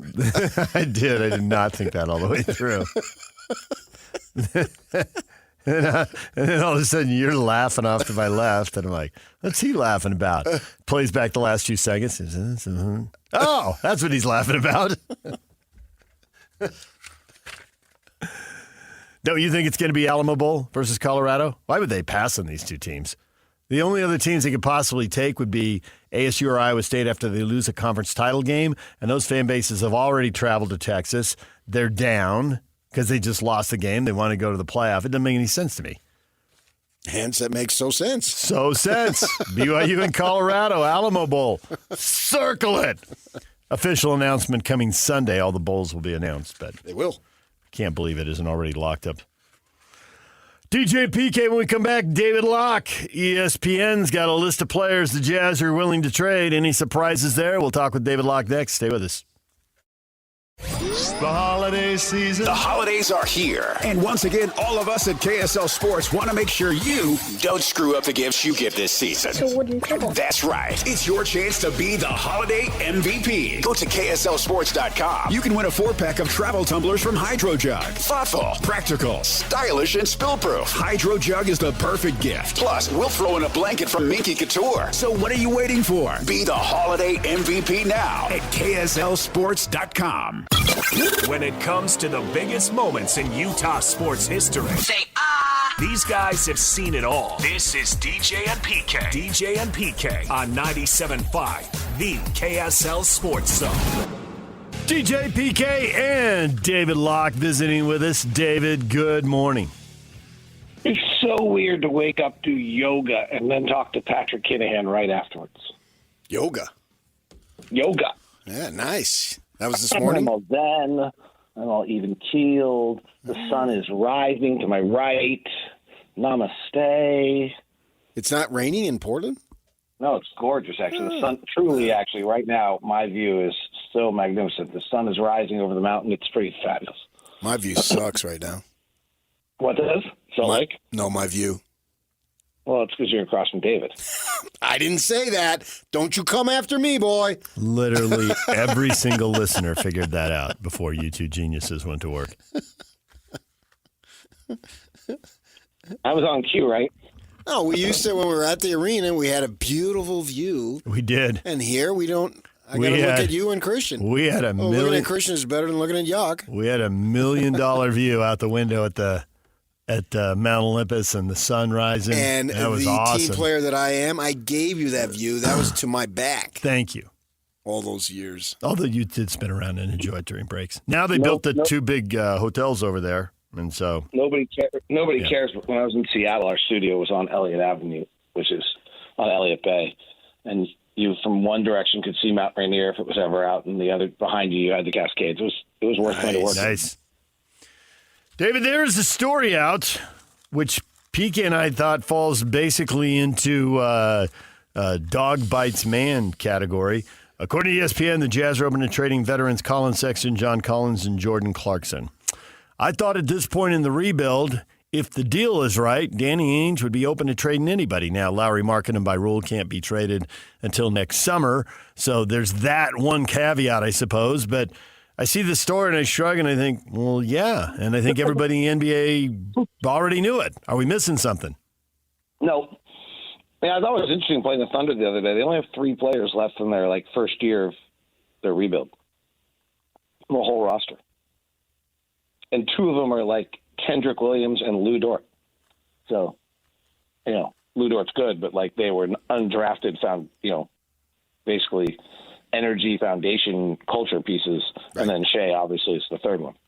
Right. So I would expect over the next 3 or 4 years as we move forward in this process that there's pretty significant roster turnover, and guys who you thought were going to be major pieces of the puzzle turn out to not be major pieces of the puzzle.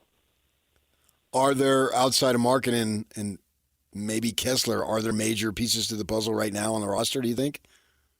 Don't know yet. That's the only answer you can come up with. Know, what do you classify Walker as when you say major? Well, I think he has a major skill set that really can help your team. I don't think he's a major player, but I think what he can provide you is something that is valuable. what he's capable of doing. Yeah, I agree, 100%. I think he's a 22-minute-a-night center who on some nights can be 30. That's really good. Right. And depending on what his salary is, lots of teams can use a big guy, long arms, moves decently well, will work to challenge shots and will work to go get rebounds and will finish his layups and dunks. And seems like he's got a decent set of hands, so you throw it to him at the rim, it's probably going to be caught. Yeah, I think he's had a great year and has improved both offensively and defensively. And, the question is, you have to pay him what Mitchell Robinson got, which is like 14, or you have to pay him 20, which somebody else got. You have to pay him here pretty soon. But like Mitchell Robinson and Robert Williams, who I think are good comps for him, both got like 13 or 14, but I'm going to suspect he wants 20 or 25. And the cap's going up, so whatever they got then, he'll get more. Yeah, the cap going up. Yeah, that's. I think he's similar to Zubac, maybe in a lot of ways, and Zubac is at 18, 19, and 20 going forward. We were over at Media Day, and they brought players through, and we talked to multiple guys.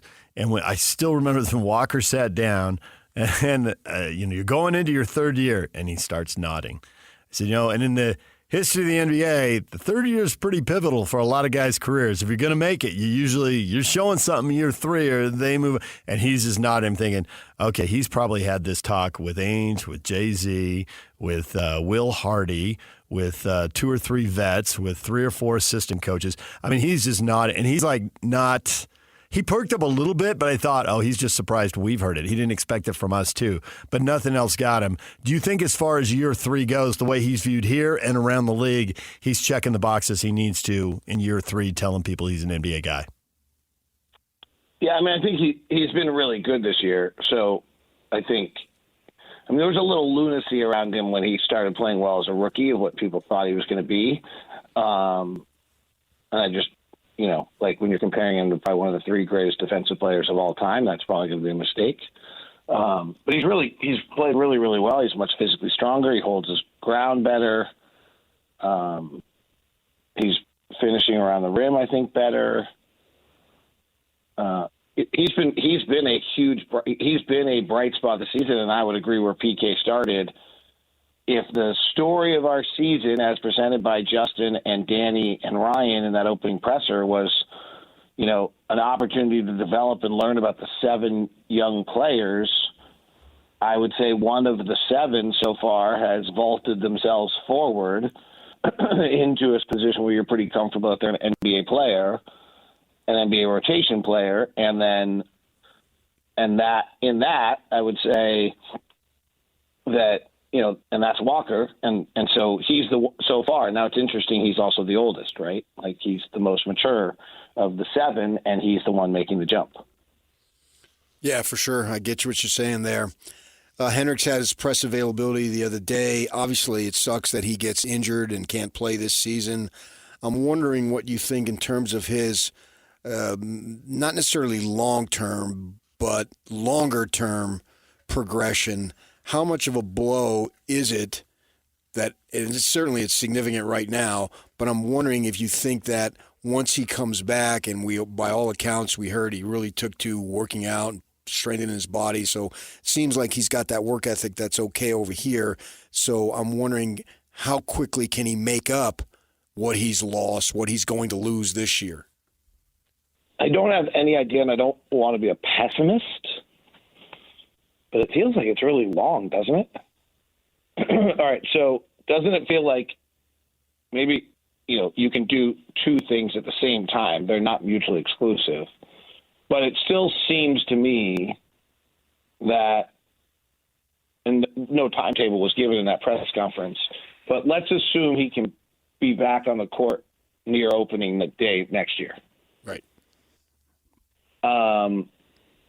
Then isn't it really a year of just trying to recover from the injury, or at least 6 to 8 months of it? Well, certainly 6 to 8 months. Yeah, that's. I'm wondering, can he get back? Can he have any form of summer of progression?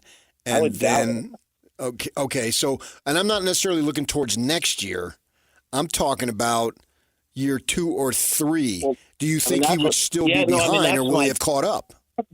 that's my point. Is I think he was still really far away, right? So let's be clear on that. Like, just understanding the game. He was developing, as he kind of said in the press conference. He was beginning to feel like he was making strides. I think he meant that as much as understanding the game as he did, meaning like skill-wise. He's still just so short on skills. Excuse me.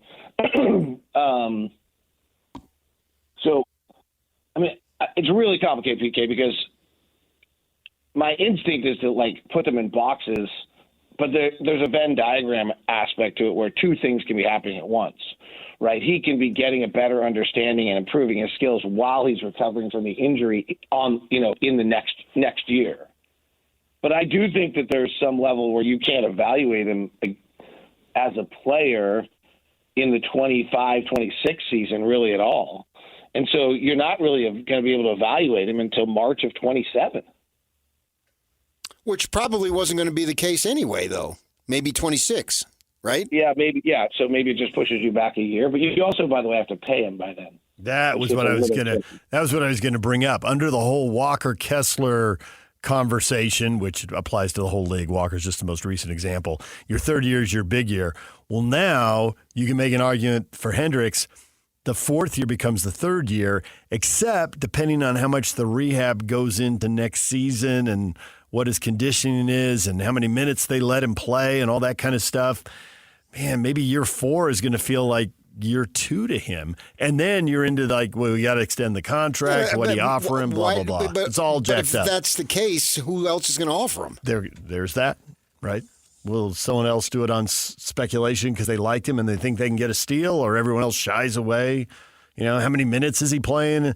That goes back to what David just said earlier about I don't know. It's too early to tell. I mean, this could go a lot of different ways with Taylor. Right. I just don't know that it necessarily has to be a blow to his longer-term progression. Oh. I hope you're right. It's a blow. There's just no telling It's a blow right now. There's no telling how big a blow it is. Can you make it up down the line is what I'm saying. All you can say is possibly. Right. I realize that I just wanted his opinion on it. Yeah, I think it's a blow. It's not a death sentence. It's a massively important year that he just lost, and maybe 2 massively important years he lost. Right, and if you start getting that way, then that's significant. And honestly, the other thing is he was probably a most tradable asset. Right, if you were going to try to, if some franchise out there is turning the corner and going to go down, and you're going to pick up one of their pieces along the way so you can go up, they're going to want something that you have that they think has a chance to be really good down the road. That was the piece.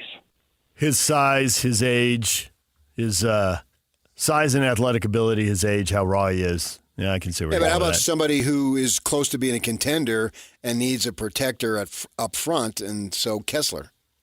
Right.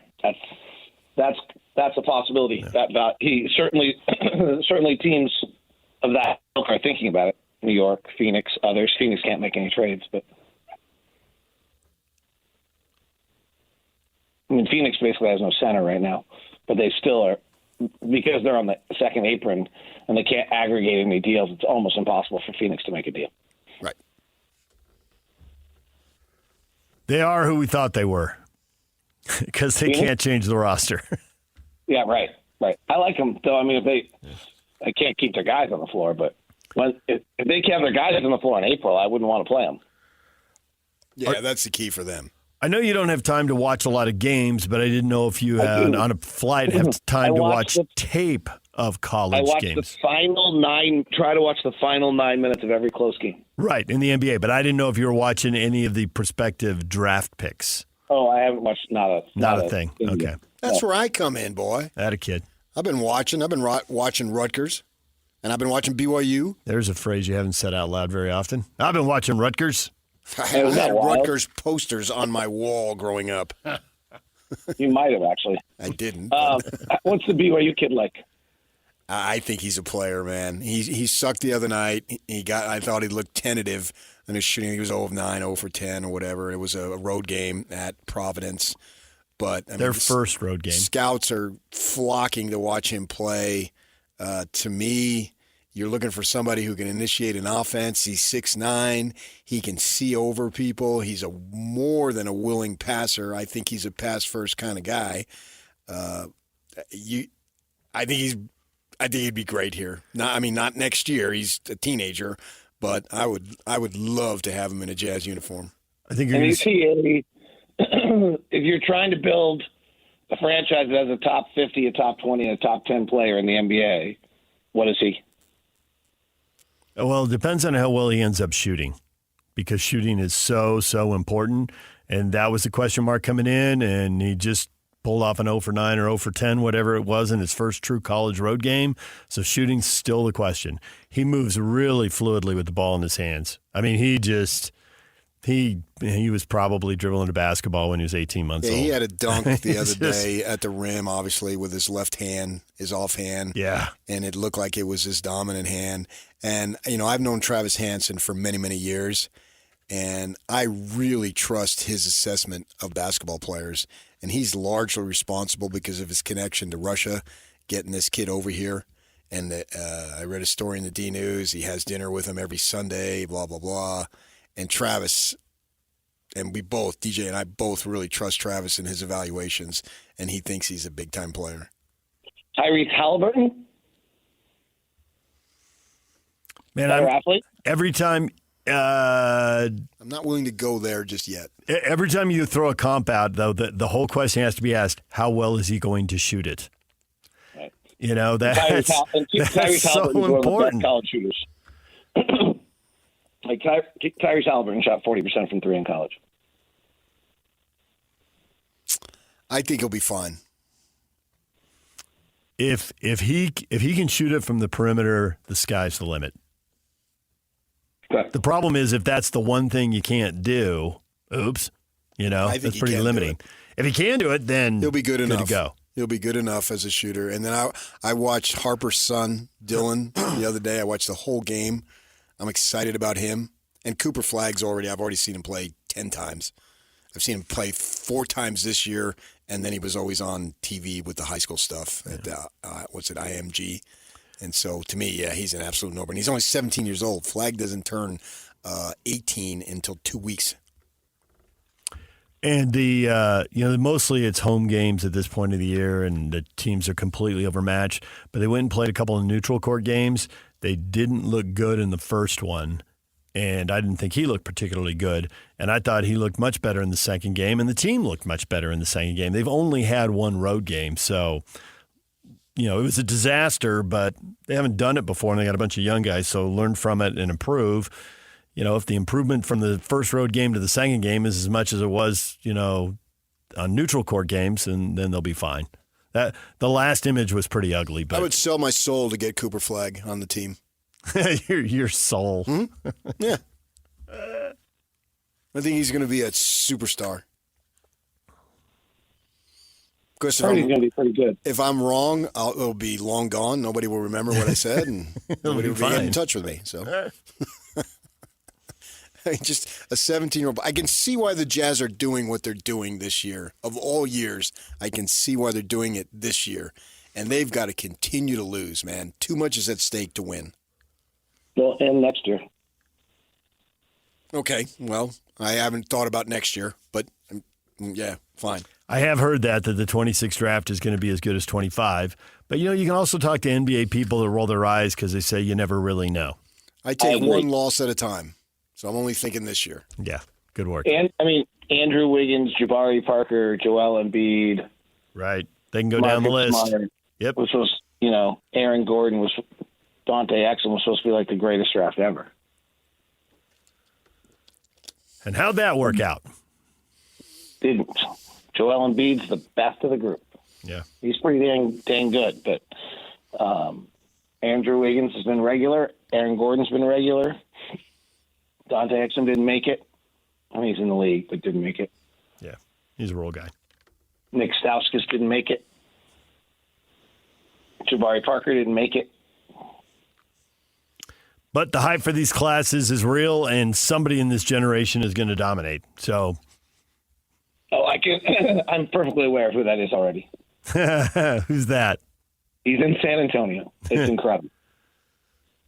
They played the other night, and they used him late game. It's interesting. They played late game the other night and used Victor in every which way that you would hope they would finally use him. It was the first time they'd ever done it. Like, put him mid-block left against Sacramento, ran with some pick and roll, had him doing some off. It was beautiful. Mitch Johnson was doing an incredible job. And it was finally the first time, like, you'd like, oh, this is how you're supposed to use him. Like, we've all been watching it. Like, when are you going to put him at the elbow and let him make a play? Like, when are we doing? And it felt like this incredible win for them. They went into Sacramento and won. And then since then, they've been really terrible. So I don't know. Well, he's been out, and he also just missed a game with a bad back. Which did he miss their last game? Yeah, yeah. So he just sat out. Curry's out. Durant's out. The epidemic continues. Well, we're making our guys move a lot more than we ever used to in the past generations of the game, and so there's just a tremendous amount more. We're playing an extra 10 or 12 possessions per game, and we're covering way more ground than we ever used to defensively in the way we're playing defense. So it's having an impact. Athletes have reached their limit. This is it. I mean, from baseball pitchers who are asked to throw more breaking stuff harder to basketball players who are doing more running and cutting. Maxing them out. I mean, feels like it, doesn't it? I think it feels like feels like you're like heading down a valid thesis statement. Yeah. David, we'll leave it right there. We appreciate it. Thank you. Thanks, guys. Talk to you later. David Locke, radio voice of the Utah Jazz, on the air in Portland. A glorious day in Portland. And they're off to Sacramento Sunday, and you'll hear both those games on 97.5 The Zone. You're going to hear Kevin Graham at the top of the hour. Big weekend of college football, and the NFL's getting down to it, too. The playoff races are tightening up with 5 weeks to go. We'll talk with him about that. For the rest of you just hopping in the car, we spent the morning talking about the coaching moves. Utah State has their head coach. Utah has their offensive coordinator. The reaction flowing in, and we will get to that next. Stay with us. Number 1! 20 years and still going strong. Utah's #1 sports radio show for over 2 decades. You're listening to DJ and PK on 97.5, the KSL Sports Zone. Well, I got news for you, folks. KSL's Quarters for Christmas is underway. Raise money for local children in need. 100% of the money we receive is returned to the community to provide kids with shoes, clothing, and coats. You can donate online at www.kslquarters.com or at any Deseret Book location. DJ PK, it's 97.5 The Zone, and it is time to get your reaction to the news that Bronco Mendenhall is the new football coach at Utah State. And former BYU quarterback Jason Beck is the new offensive coordinator at Utah. Yes, Utah State made it official this morning. They've sent out the press release. Mm-hmm. Obviously, it was signed and ready to go. We talked about Bronco, I think it was earlier this week, right? About him potentially taking the job. His name had been floated out there. Yeah. Cebu, the athletic director, obviously the football program, and some other issues have been going on there. I think this is a smash hire. She says Bronco's one of the most experienced coaches in college football, has leadership proven record, deep understanding of the game, making the ideal choice to elevate our program. I agree. I said it earlier, and I stand by it, that in my 33 decades, or 30 years, 3 decades, that he is the most accomplished coach in basketball or football. His resume is the most impressive of any that I've seen. We've seen a lot of new coaching hires, people getting their first or second shot. Yeah, I think you got Urban and Gary Anderson. A first-year coach, you just don't know. That's not to say they're not qualified for the gig, right, because obviously Kyle was qualified for the gig. There's no question about that. But I think Tom Homo was the guy who took a chance on Bronco, and he certainly was the right guy for the job in Provo, and now here at Utah State. I think they're very fortunate to get him. He's a program builder, and that's what he loves to do. and kind of shafted New Mexico, but sucks for them.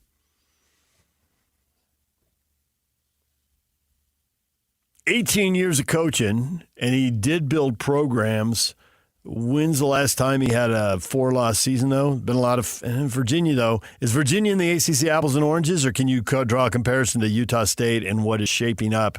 And we don't know the final form yet, but what is shaping up as the Pac-12, Pac-7 as it stands right now? Initially, 7.5. to me, my thought is it was harder at Virginia. I don't have any research. I'm just going on gut instinct. You just asked me this question right now. I think it was a more impressive conference. I can recall last year at Rice-Eccles Stadium, the Sun Devils come in, and it was 55-3. And I'm talking to one of their guys, I'll just leave it at that, before the game. And he says, we are jacked about going into the Big 12. We believe, we're talking football now, we believe we can compete at a much higher level than we were able to do in the Pac-10 because of the absence of USC and Oregon, or because of the fact that they historically have recruited in Texas and now they're going to have more of a presence in the league, playing regularly with 4 schools there? Yes. He all started those with things are factors. That there wasn't a big-time a legacy program. Right. SC was. Oregon is new with the cash. Right. And occasionally Washington. But there isn't a USC in the Big 12, and there isn't an Oregon with the cash in the Big 12. And their second year, they got the 1 seed. And there it is. And so I think for Bronco here, it'll be easier to win in the new Pac-12. Given that we still don't know exactly who's in the league. Yeah, but it's not like you're going to bring in a legacy program, so what difference does it make? There won't be that. So he won't have – in Virginia, he had to worry about Clemson, obviously, and North Carolina, not a great football program, but more advantages than Virginia. And then that one state down there at the looking at you, Miami and Florida State. Yeah. You got a few built-in advantages, whether you cash in on them or not. Right. But you've got them. Right. Right. So that's the way I look at it. My instinct says this will be an easier job to win. His worst year at Virginia was his first, 2-10, then to 6-7, then 8-5 and 9-5 in an appearance in the Orange Bowl and the conference title game, which for Virginia is top shelf. And I know 9-5 doesn't sound awesome, but for Virginia it is. Oh, that's not bad. It's awesome. You win 9 games? I know, but people want 10-win seasons, and it goes to the 5 losses is still a lot of losses, you know. I think they were 9-3 and lost the conference title game and the bowl game. Yeah, you're right. Yeah. You know, you got to look at situations too. The basketball court's named after Stu Morrill, who did a phenomenal job. It wasn't in the Mountain West. It was not. Gary Anderson did a fine job. It wasn't in the Mountain West. It's in the WAC. Yeah. In the WAC title. A step up in the Mountain West competition. And I think that this Pac-7, whatever it turns into, whoever teams 8, 9, 10 are, Gonzaga's in for basketball as the 8th team, but they're not in for football. That's going to be a step up in competition from the Mountain West. They've been in 2 conference title games. They won one of them. But it's not an outrageous. It's not. And I don't think from the WAC to the Mountain West was outrageous, but it was still clearly a step up. In what? In football? Well, it was probably a bigger step up in football than in basketball. The football was really teams cobbled together. Because when Gary won it in football, there were like 2 legit programs, and everybody else was, 3 counting him, yeah. And because Louisiana Tech and San Jose. And all 3, their coaches got new jobs. Gary, McIntyre, and Dykes. And everybody, they all took off. Right. And everybody else was scrambling. Yeah. And at that point, everybody else was a pretty straightforward win for Utah State. Right. I don't want to say easy, but it was, don't mess this up, guys. I'm comparing, better. I get your point that the Mountain West is better, but I'm comparing the new Pac-12 to your question to the ACC. That's what I was comparing it to. Yeah. Yeah, compared to the ACC, I can't say that there's someone in this new league that's forming here that's going to have the built-in advantages of a Florida State. Right. And they haven't won for a decade the way Clemson has won over a decade. He doesn't have to go up against that. I wasn't there in Albuquerque, but I was in Provo when Bronco won 6 games that first year. I still think, and I'm thinking that's what he did this last season. I still think, it was 5-7, which to 6 and bowl game, and the fact they lost the last Hawaii game, that all sucks and takes some luster off it. But that 5-7 versus the previous decade, that's the best season. They'd had a 9-win season under Bob Davie, an 8 or 9-win season, gone to a bowl game in like 2013, 14, 15, somewhere in there. And you go back to that season, that was better. But everything else was 2, 3, and 4 wins. 5 was it. This is hands down their best season in this 9-10 year period, whatever it is. And what's the recruiting base in Utah? Way better than New Mexico. Run to it. No question about it. Right. And he's going to go after a lot of LDS kids who I can remember. Craig Rydalch told me this story once when he was when he played at Utah. And he told Majerus, because he was coaching, and Mark was coached by Majerus the whole time. He told Majerus, hey, I'm a return missionary. I know what it's like to get out there, work, blah, blah, blah. Tell me what you need, and I'll do it. We don't have to do any of this other stuff here. None of the drama, song and dance. Motivating me. And stop with the yelling. And stop with the games and the mind games and the tricks. Just tell me. Tell me what it is. I'll do it. I'll do it, and you can move on. And I think that's Bronco's style. And did Majerus really do it? I think he did to him. I think that was the point of his story that he was telling me at the time. And Bronco, he's a matter-of-fact dude. Fact. And so these types of kids, that's what they want. Well, Bronco, I think we all saw, unless you weren't here, but everybody who was here for that, saw that he really loved the walk-ons. He loved the hardworking, overachieving kid. He was not super comfortable with the 4 and the 5-star, Mr. Everything strolling in with all the Iggy's. But who's Iggy's? Literally strolling in 3 players, right? And who's Utah State going to get? Right. Well, they're not going to get 4 and 5 stars to go to Logan. He's going to need the overachieving. Yeah. I mean, the rules are changing as far as walk on, but that mentality. Well, I got you. The guy who's on the fringe, who has to work really hard to get onto the field, Bronco loves that kid. The Max Halls of the world. And he can coach those kids. He knows. He coached Max He Hall. gets them, and they get him. Yeah, right. You know, who was he was a local kid who said, I will run through a wall for that man. It was a linebacker. Cameron Jensen. Yes. Yeah, from Bountiful, right? Yeah. And I'm interviewing him in the hire, and he's not fully engaged. He's thinking, I mean, lots going on, right? His position coach is changing, his coordinators he's got a lot going on, but he's not there. When I said something about playing for Bronco, he just turned his eyes. You could see him lock in. I will run through a wall for that man. I was like, that was truth. Everything else was fine, but that got right to the heart of it. Cameron Jensen was about that got to the heart of it. Yeah. That got to the heart of it. Like, this team is going to play so hard. And the number of coaches you can get are like, if you just play hard and you don't commit penalties, you don't turn the ball over, you're going to win 2/3 of your games. More games are lost than are won. Play hard, play together, play focused, play smart. That's what Austin Collie was talking about. That was the whole issue when he got back, when he left before his mission, all the confusion and chaos. When he came back, Bronco, that's not what he was about. He laid out, this is what we're going to do. This is how we're going to do it. And away we go. In the league, even if on paper you look at the programs and you think of, okay, they've got more money, which I think in most, if not all cases, these other schools are going to have more money. But there's always programs in transition and programs that made the wrong hire. And Bronco's going to grind out a couple of those league wins that maybe if you just line stuff up on paper, you don't think, okay, this school doesn't have the advantages of that school.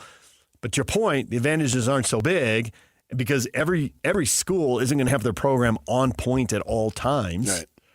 Then you go out and you get some wins. And my first call for Bronco, Andy Ludwig. Now,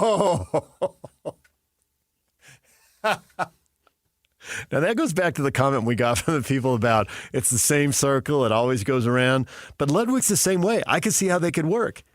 Absolutely. Andy's got that same kind of mentality like, can we just not have the drama? Can we not have the chaos? You see it with the media. If you just go up to him and you're just like, you know, how are you going to get all these tight ends on the field? Okay, that's a football question. Ludwig I will is address Bronco. that. Yeah, on the other side of the ball, but I've known guys who've worked for both, and they've said they see it. Yeah. And now that assumes that Andy can't. I don't know what he wants. I don't know what he wants. A, he wants to work, and B, he doesn't have a job offer from someplace. Yeah. But I'd still higher call profile, him. more money. I'm going a lot of assumption. Well, the two things I'd call him: number one, you, and number two, okay, if it's not you for whatever reason, you don't want to coach, or you're going to coach somewhere else for Power 4 conference and more money and all that stuff. Who's the little you? Who do you see a lot of you in? Who's 20 or 30 years younger and needs a break and would be interested in the G5 job? Yeah, I would absolutely take Andy's recommendation if you can't get Andy himself. Right. Yeah, and get that baseline of competence and get back to competing where at worst you're going to be in the middle of the league, and if you got the right guys and all comes together. Well, we mentioned today like Ike Larson's in the portal. Okay, well, you got a better defense if Ike stays than if he goes. And once he goes in the portal, what kind of offers are going to be? It's a little dicey there. Mm-hmm. But you're better with him than without him. And if you get guys like that in your program, you get him to stay and you get other guys coming in, they can do better than the middle of the league. But they ought to be able to hit the middle, especially next year. They got one more Mountain West year here. Yeah. They ought to go right to the middle of the league and be bowl eligible. That should be doable right from the get-go. Yeah. Interesting that the Aggies had the worst defense in the league and New Mexico had the second worst defense in the league, and they were both led by defensive guys. Now, they both had their issues going in at the start of the season. I know. And obviously Utah State, a ton of turmoil, right? Yeah. And a new defensive coordinator. Nate Dreiling was in his first year and he gets handed the whole thing. And Bronco was in his first year. So given time to build something, they could have gotten much better. And then I wonder how much he is interested in taking guys who are good position coaches and making them coordinators.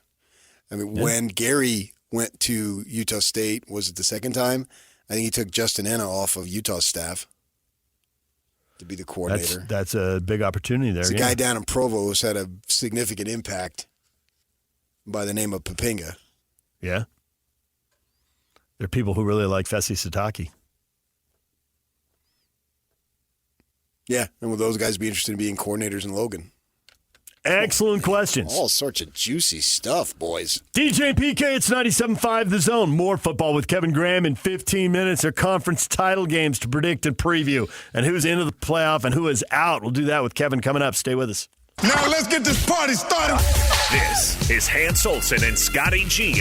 This story is crazy about becoming an ultimate Aggie, which apparently is getting up on that bull naked. What bull is it? Is it the one that's by the Estes Center? Isn't that bull like bucking? I'm just wondering how 5 nude men could fit on that. It's a big bull. 5 nude men could fit on that? 5 smaller men, probably could make that work. There you go. That's the size of the thing right there. Okay, it's not bucking. You could probably fit upwards of 10 naked men on that. So in order for you to be the ultimate Aggie, you have to be naked? Yes. I did not know that this was a thing. See, I would think if you were going to be an ultimate Aggie, that it needs to be solo. Because these 5 were not solo. And that's where a lot of guys up at Utah State are like, hey, let's maybe dial that down a little bit. Easy. One ultimate Aggie at a time. Catch Hans and Scotty weekdays from noon to 3 on 97.5, the KSL Sports Zone. The guys you know and trust, talking about the teams you can't live without. This is DJ and PK on 97.5, the KSL Sports Zone. Join JJ and Alex from 3 to 6 today at Doug Smith Mitsubishi, 495 West Main Street in American Fork, just off I-15. No one knows Mitsubishi like Doug. Steven says the margins between Utah, BYU, and Utah State are getting smaller. I'll reserve judgment on that. See what Utah State looks like in their new league and how much money they come up with and how much what their TV deal looks like. Yeah. Steven's just thinking that with Bronco, they're going to be close. I reserve judgment on that. Yeah. I think it's a great hire. I'm excited for him. I believe in him. If I had a kid, I'd send him to play for him in a heartbeat if he was good enough. All that stuff. But I would send him for the other guys too, for that matter. I want to see what Utah does. My instinct says this is just a little bit of a setback this season, and it's not who they are. Healthy quarterback play, new energy, and a little turnaround. Yeah. And you wouldn't have had the expectations if you knew they were going to start 4 quarterbacks. No, obviously not. No one does. No one has 4 quarterbacks.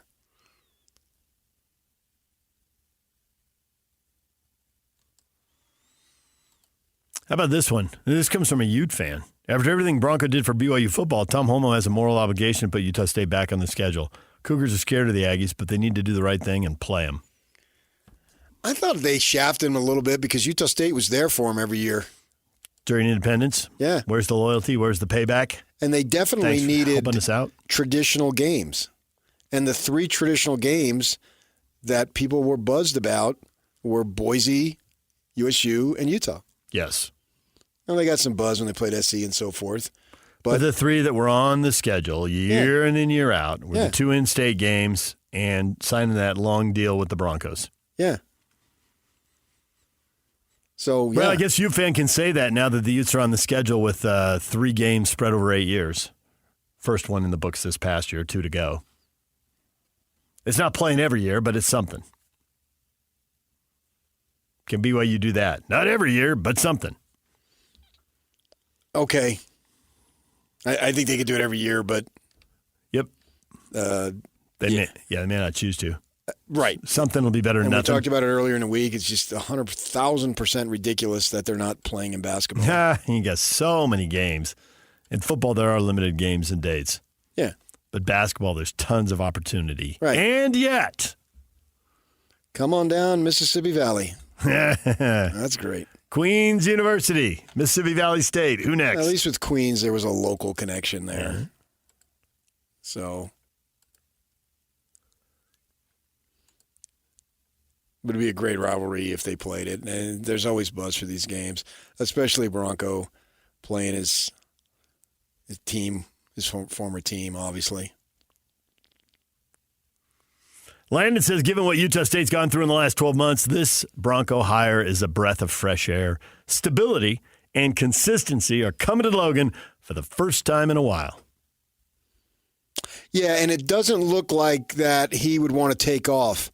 Matt Wells had a wandering eye once he got, we got 8-9 wins here. You talk to people involved in the program, they knew he was gone. And Bronco's 58 years old. So this could be the last job. He could do this 6, 8, 10 years, whatever it is. Yeah, now he's got a 6-year contract pushing him if he obviously fulfills it to his mid-60s. He's got a connection here. You never know what's going to happen. Gary Anderson had a connection, and he still took off to Wisconsin. Yep. And all. And Bronco had a connection in Mexico, and he only lasted 1 year. Right. So I'm not going to – there's no promises in anything. Things change dramatically from year to year. We've seen it in the Big 12 in terms of success and not success. It's funny, this first year in the Big 12, you may never have another year in terms of predictions being upside down like this in 50 years. It'd be hard to miss by this much. Yeah. Every one of the top teams goes down, and every one of the bottom teams goes up. Shocking. Right. Yeah. DJ and PK, Kevin Graham is coming up next. Predictions for the college football championship games. What does he think of these coaching hires? We'll get to Kevin next. Stay with us. Take DJ and PK wherever you go. Find every moment of every show in podcast form by searching DJ and PK on your favorite platform. This is DJ and PK on 97.5, the KSL Sports Zone. DJ and PK proudly presented by our title sponsor, Black Desert Resort, Utah's premier golf resort. Time to welcome Kevin Graham back to the show. Kevin, good morning. Gentlemen, good morning. Happy Friday. How are we today? Is there parades in the streets for Bronco coming back to Utah? Is everybody excited today? Not in the streets of Salt Lake City. In the streets of Logan, I do believe there is a lot of excitement. And we've had people on social media saying consistency and stability have returned after a year of turmoil. So they're pumped for that. Yes. They are pumped for that. You know, when I first started, I'm like, why would he do that? Like, I'm just kind of confused. He goes to New Mexico for 1 year and then jumps to Utah State. But listening to you guys a segment or so ago, I mean, you make great points. I mean, I don't think there's any question he's a great hire. I mean, if you're Utah State, I mean, you're getting one of the best coaches, that I guess would be available for that program. And it fits Broncos mentality and loving the underdog and being a part of, I guess, the new Pac-12, which will be whatever that is, a second-rate conference anyways. But it's impressive. I mean, for Utah State to pull that off, we know Bronco. I mean, heck, we were all there for the time, when he was at BYU, and you can't argue that. I always liked Bronco. He also provided a lot of fodder for us to talk about, which was a beautiful thing. But he was a good coach, always been a good coach. So, I'm just curious that he jumped so quickly from New Mexico. And the question is, is he really truly committed, and will he actually last the 6 years that is on that contract at Utah State? I'm kind of curious about it. But no, great hire. I don't think there's any doubt about that. Yeah, I agree with what you just said as far as the pool of candidates that they could have gotten. In terms of who's available, I made this statement earlier, get your reaction. We've been here for 3 decades. I think in terms of football and basketball, for all the schools in state, this guy is the most accomplished. His resume is the most impressive. And if you're an AD, that's all you can do. Yeah, I mean, and I'm just surprised. It just when I saw the news pop up, I don't know if it was you guys tweeting or I just saw the news come up that he was going to be a candidate. I'm like, damn. I mean, he's only been in New Mexico a year, so. Right. But yeah, I mean, he knows the landscape. He knows the program. He's played in that similar kind of. Strength of conference, if you might will, based on when he was at BYU and being in the other 5. So, it fits. He's going to get good kids there. Again, how's that look with the NIL and what kind of kids is he going to get there and how long will those kids stay there if he coaches them up and they're really good? How quickly are they going to jump to go to the bigger program? But it's a slam dunk. If you're a Utah State fan, particularly with all the controversy and all the issues happening up there, I think it's a good hire. Now, the question I have though is how stable is that administration up there too, based on all the issues that's been going on up there and the lawsuits and everything else that seems to be happening. So, but I guess obviously Bronco in his mind felt like if it's going to be stable enough for him to take that job and jump and get back into the state of Utah. I think going in there, he has to assume that it isn't stable. That may or may not be true. If it turns out to be stable, that's a bonus. But I think there's been enough instability that you have to assume the worst case scenario going in there, but he got himself a 6-year contract to cover himself there. So he did. Have you heard the numbers yet? How much are they paying him? Did that come out yet? The 6 years just came out this morning. Okay, so 6 years. It'll all come out, but it usually takes time. Yeah, I mean, he's got a good deal. And I'm curious about his buyout will be and all that other stuff. Yeah. What about Jason Beck as the Utes' new offensive coordinator, the former BYU quarterback who's been with Bronco at BYU, at Virginia, and at New Mexico? He also did a year at Syracuse. What do you think? Mm-hmm. I like him. I mean, he seems to have the pedigree. I mean, I like the fact that he's been a quarterbacks coach primarily in his college coaching career and then recently being an OC. And then if you look at, the couple spots, Syracuse, he had a lot of injuries he was dealing with there, but the offense was okay. And then obviously last year, the New Mexico offense just blew up.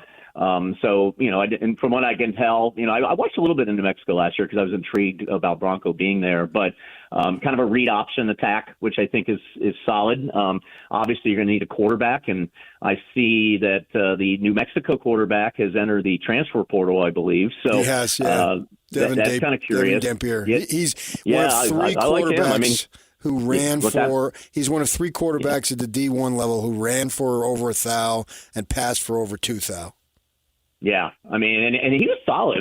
Because I watched him play, and I compared it to Michigan all this year because Michigan doesn't have a quarterback. I'm like, how does New Mexico have a better quarterback than Michigan has? And he's good. So I saw there's like 5 teams. Some early stories I read this morning about him, and ironically, the 2 teams on the list for him to transfer to, Utah and Utah State, are both 1 and 2 on that list. Obviously, they either follow his head coach or follow his OC. So that might be a good get for Jason Beck. Not only you get you get an offensive coordinator who can come in and then maybe he brings that quarterback with him, and now suddenly you got yourself that at least help the system get established quicker. As long as, and again, it's all up in the area. Anytime you get an OC at Utah, how long is he going to be there? So we'll have to kind of sit and wait on that. And if Whittingham is returning, will he be actually able to put his staple on the offense and get to run the offense the way he wants?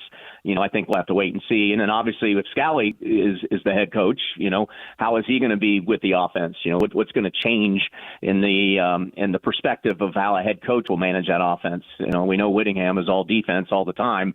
Morgan Scally's obviously defensive minded, but he may let Jason Beck be more autonomy, I guess, on the offense to be able to do what he wants to do. Yeah, I think that it's not about going forward. Kyle has had obviously a shaky history in terms of the number of coordinators coming and going, but I think this will be a Scally guy. And so I don't know. Morgan has no track record, so I can't say, he's going to let somebody be there forever or he's going to run them after a year or two. No clue, but I think that if they can get this quarterback, he immediately becomes the starter day one. He's got to go earn it, but I think he would earn it, and they need him. If they, part of the reason for hiring Beck, I mean, not completely, but I'd say if you could bring that guy, that we'll throw an extra couple of $100,000 on the contract. You got 2 years. The kid's really dynamic, man. Yeah, no, he's good. He's athletic, and he's the kind of quarterback you want in this college game these days. The guys that can take off and run when they need to and create things with their feet. And I think the biggest thing too is anytime you bring a new offense in, it's getting all these players. Particularly as Whittingham pointed out a couple of weeks ago. You got to simplify things because players are coming and going so fast. Well, if you can bring a new OC in, and that OC can bring his quarterback that knows that offense inside and out, that's going to make for a much easier and quicker transition to have, I think, a successful offense. So, yeah, I agree with you. I mean, Beck is great, but I think maybe it's more exciting as they can get that quarterback in, and obviously they can pay him. So, pay the quarterback, pay Jason Beck, bring him in, and run the offense. They bring both Beck and Dampier in. I think they got a legitimate shot at finishing second. Second to BYU next year, is that what you're saying, or Arizona State? Arizona State, right? Yeah. Sun Devils run the league, according to PK. He's got 5 for 5 this week with 4 hoodies and 1 jacket. Oh man, good for him. When you're in a program or I know this very well as a Jets fan. When you're a fan of in a college program that sucks traditionally, that one time every, I don't know, what is it, PK? About every 30 years they emerge as a team that can win the conference in in whatever conference they're in at the time. So I get it, man.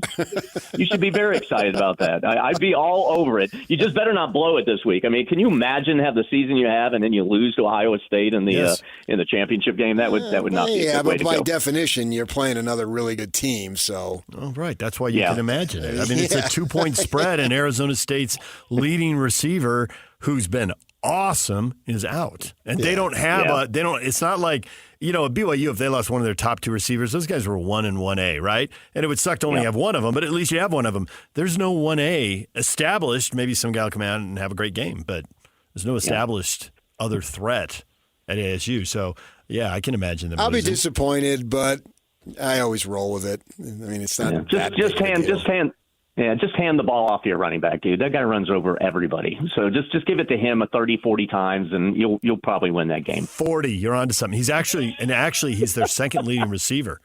He's their next. There you go. He's their number 2 receiver. So 40 touches. They don't have to all be handoffs. You can throw it to him. Nope. He made an awesome catch on 4th down with the Utah ASU game hanging in the balance. Over the top of his helmet and tipping it to himself and Willie Mays tweeted out, "Wow, Willie Mays from beyond the grave." It was something. Was he gone then? I think he was. Yeah. Yeah. How many years? What year is he, PK? What has he got left? Willie was like 89 or 90. Yeah. No, not that. I'm talking about the running back. What year is he? He's a senior. He's done.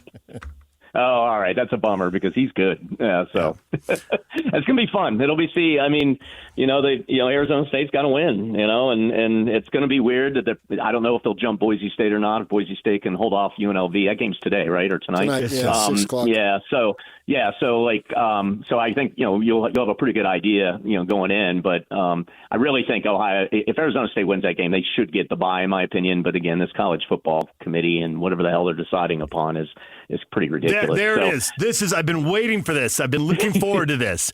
No one complains more often, more thoroughly, and more consistently than you. You're the man. Everyone in college football is complaining. The ACC wants 2 teams in unless they want 3. The SEC wants 4 teams in unless they can get 5. And the Big 12 would like 2 teams and they would like a first-round bye. And everybody can't get all of those things because the Big 10 and Notre Dame are getting a lot of them. Who has the most legitimate beef? As a guy who's been in the middle of a million beefs, both on the air and off, who's got the most legitimate beef? The way the rankings are set up, and I don't think people want to hear this, I think the SEC actually has a legitimate beef because it is the best conference along with the Big Ten. I mean, so you can argue this. You got Ole Miss on the outside. You got South Carolina on the outside. They have some really quality wins. And so really I think it's some of those SEC schools that have a beef. The ACC, yes, I think Miami has a little bit of beef, but don't go and lose to Syracuse in the last game of the year. So, I mean, you shouldn't – I mean, that was just a bad loss, and the timing of that loss is terrible because, again, as we know, if you have BYU saw this, if you have a loss later in the year as opposed to earlier in the season, I mean, look at Notre Dame. They lost in Northern Illinois, and so, that doesn't matter anymore. They're safely into this thing. So, what I think is going to happen, you're exactly right, DJ, the yelling and the screaming and all that, and they brought it upon themselves because they've expanded to 12 teams. Well, you know what they're going to do next? They're going to expand it to 16 next. Yep. Do you know why? Because the SEC, yes, and the SEC, and it won't be for the benefit of the Big 12 and the ACC guys. It's going to be the benefit of the SEC and Big 10 so they can get even more teams in the playoff. So, that's what I kind of see eventually happening. But for now, it's just I don't know. The other thing I'm curious about is when the games are actually played in the playoff, how good are some of these games going to be? Because, Boise State gets a bye and then what? They're going to play in the second round. What are they going to get? Ohio State or no, actually they would get based right now. They get Arizona State or Penn State as one of the scenarios I'm looking at. I mean, Boise State versus Penn State. I mean, I don't know. I know Boise State back in the day used to be the giant killer, but how competitive that game really going to be? I could see Penn State just wiping off up and down the field. And so I think they're going to have to really look at the seeding system too, because I think there's a potential that some of these games are not going to be really good games. I'm not a believer in Indiana, to be honest with you. They're sitting there at number 10. They're going to get spanked by Georgia. So I mean, some of these games I just don't think are going to be very good. But I think long term they're just going to add more teams, and it's not going to be the benefit of the other 5 or the ACC or the Big 12. It's going to be the benefit again, or benefit rather of the SEC and Big 10. That's just what's going to happen. You said some good stuff in there that I agree with. The losing late, absolutely, that's a problem for Miami. But how could they lose to Syracuse? Syracuse was 9-3. Syracuse went out and beat a ranked Vegas team. Meanwhile, you said the SEC's great. The SEC lost to Toledo. The SEC lost to 6-6 Cal. They lost to 6-6 USC. They lost to 3-9 Oklahoma State. They lost to Georgia State, who's not even a bowl eligible G5 team. Why do we think the SEC is great? Because I'll give you a couple win the national championship, don't they? Don't they win in the end? Isn't usually not now that everybody has money. A lot of them have been. No. Now that everybody's paying players, last year they didn't have a team in the title game, let alone win it. They weren't even in the title game. That's true on that. Yeah, that's true last year. And but everybody else has money, and they travel. As soon as they travel, Vegas, the LSU games in Vegas, and LSU loses to USC. You go to Atlanta, everything's 3 or 4 hour drive away. It's basically a home game. I mean, fans and BYU fans have both turned Vegas into a home game, and it's 6 hours away. This stuff's all done in their backyard in New Orleans and Atlanta. Of course, they look good. I know. Look, you make great arguments, DJ. I'm with you usually on this stuff, but also we have to get to the reality of the situation. The reality of the situation is the SEC and the Big Ten rule this playoff, meaning they own it. They have power. Essentially, they own it. They do have power. Yeah, and so they're going to own it. So you're right. We can sit here and moan and complain, and I do regularly, and you guys do regularly. It's what we do about this whole thing. But it's not going to change. I mean, it's just going to be, if anything's going to change, it's going to change to benefit the Big Ten and the SEC. That's just the way it's going to be. And I don't know. I don't like it. But at the same token, it does provide interest. It provides excitement. I'm going to watch every single freaking championship game this weekend because for the most part, that's what we do. And especially the Big 12 one, because that has a big impact on things. I think today's UNLV Boise State game's big. What if UNLV knocks off Boise State? So now UNLV suddenly is jumping in. Now Arizona State, they would get a bye at least if that happened. But, it's I don't know. It's fun. I like the expansion because there's so many more storylines to talk about, and it does provide intrigue because more teams get in, but we just have to know what it's all about, and it's about how is it going to benefit the SEC and the Big Ten. And I think what the SEC and Big Ten are realizing is like we're going to have to expand this because we have more teams in our conference now, and it's confusing things. It's like, okay, well, they didn't play each other, but these two teams played each other. So that's why I think they're going to expand it out, and we'll go to 16 and go from there. Got anything to say about the NFL? We kept you on college this whole time. I'm sure you have one either complaint or one hot NFL take. The Lions are going, last night's game, great game, and I tweeted this, and I do believe it because it happened last year. Dan Campbell will be the reason the Lions don't win the Super Bowl this year because he is going to make a dumb fourth down decision. He did it last night, and it worked. Fourth down, the 21-yard line or whatever he did, and they got it done. And he got the first down, then he kicked the field goal to win. There would be a time, and it happened last year. If you guys remember in that game against San Francisco in the NFC Championship game, he made some decisions to go for it on fourth down and then didn't work and it ended up costing the game. And I feel like the same thing's going to happen this year.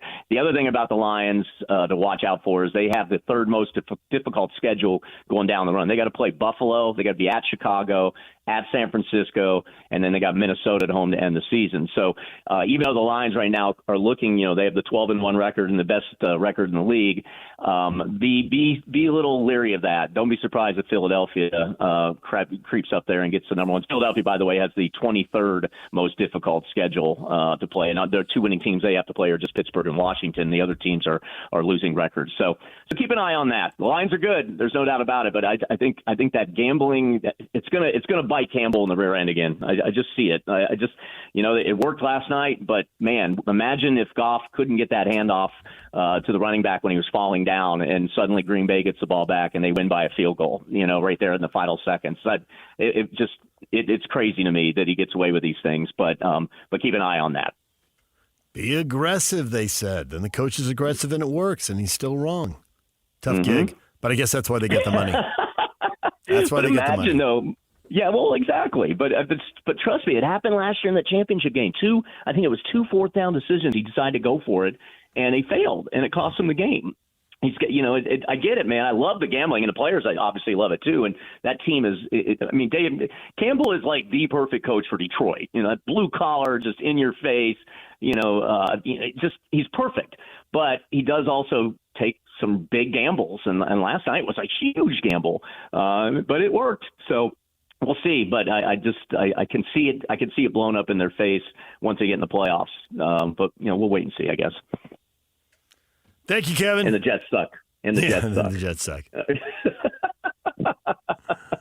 I love you guys. Enjoy your weekend of watching football.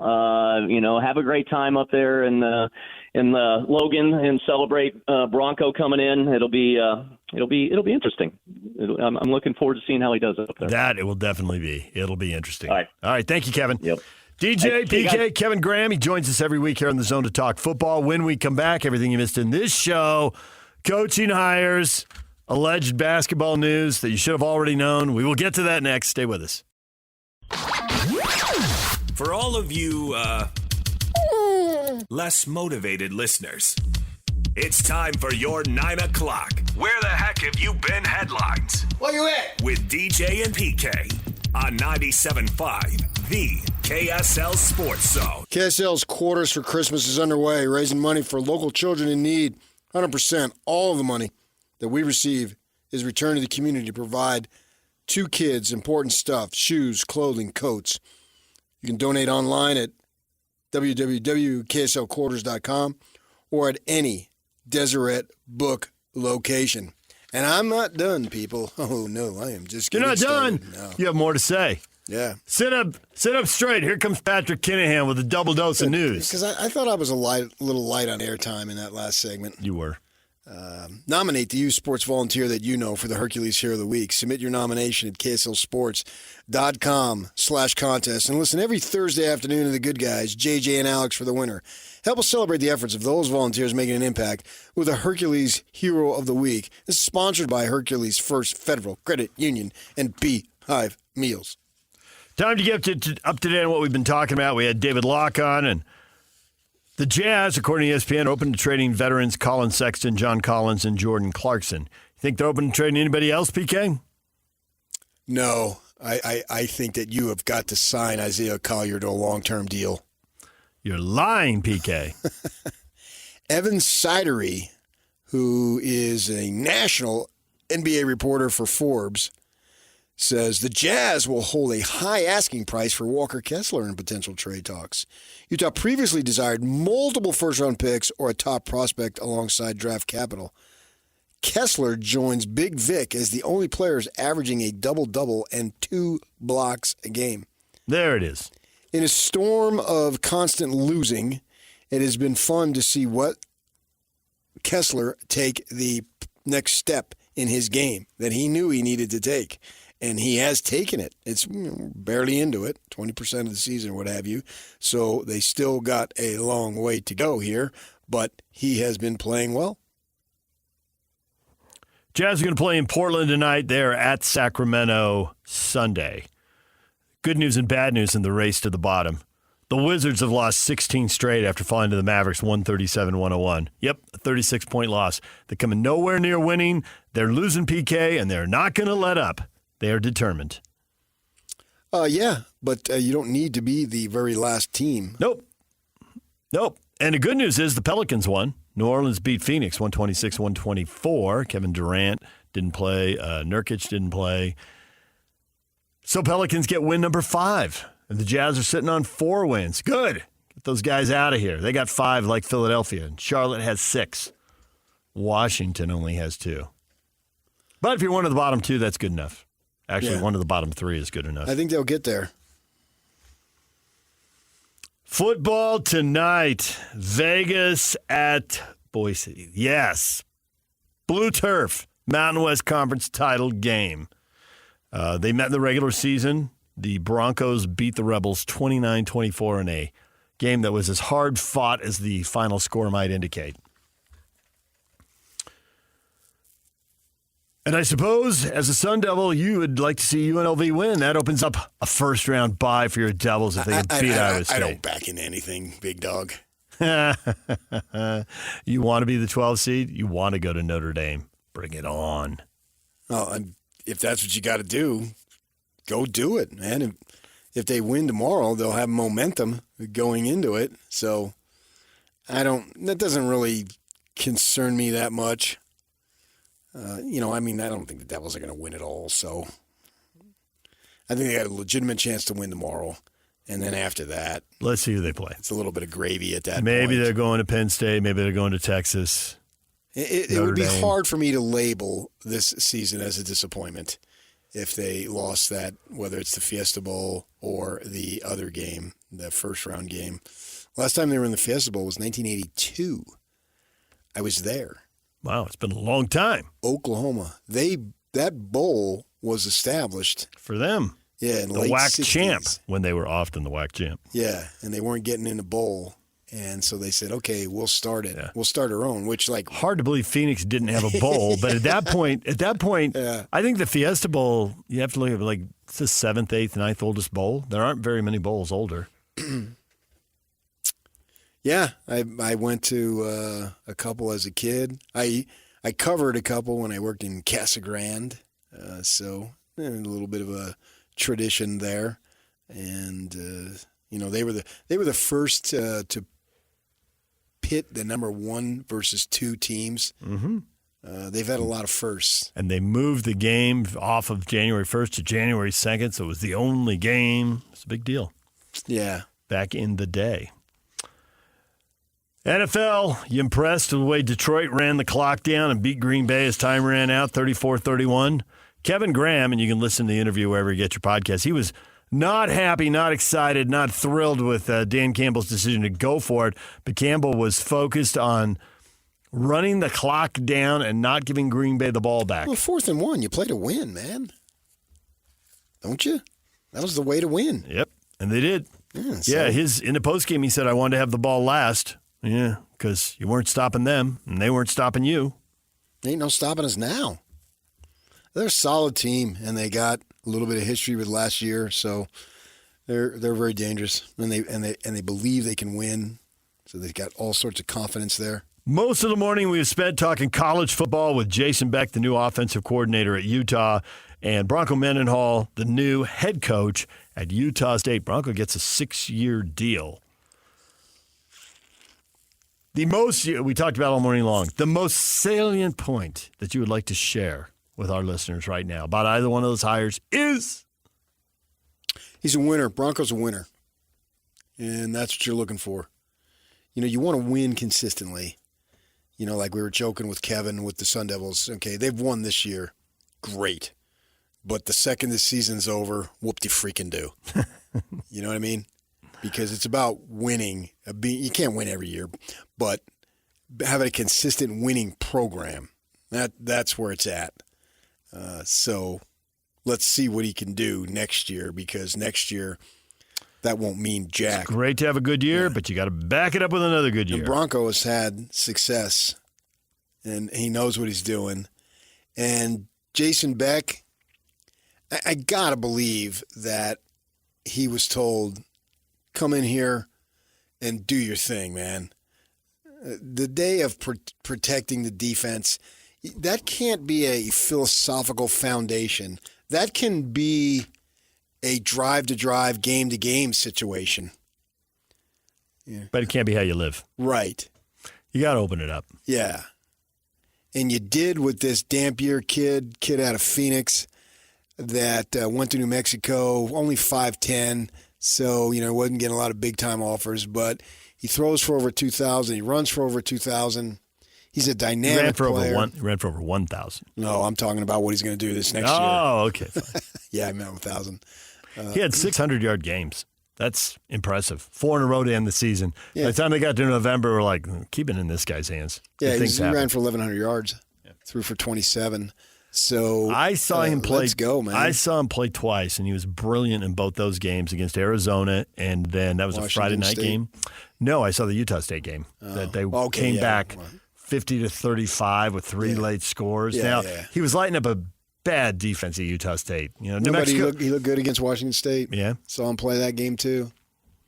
I didn't watch it, but I've looked at numbers from the other games, and they're good. It was a late night game because I watched it. The one red flag in there is 12 touchdown passes, 12 interceptions. That's not the ratio you're looking for. Now, he ran for 19 touchdowns, so when you look at total touchdowns that he contributed, the ratio gets better if you want to look at it that way. Yeah, and he stands to reason he can get better. So Mike Sanford Jr.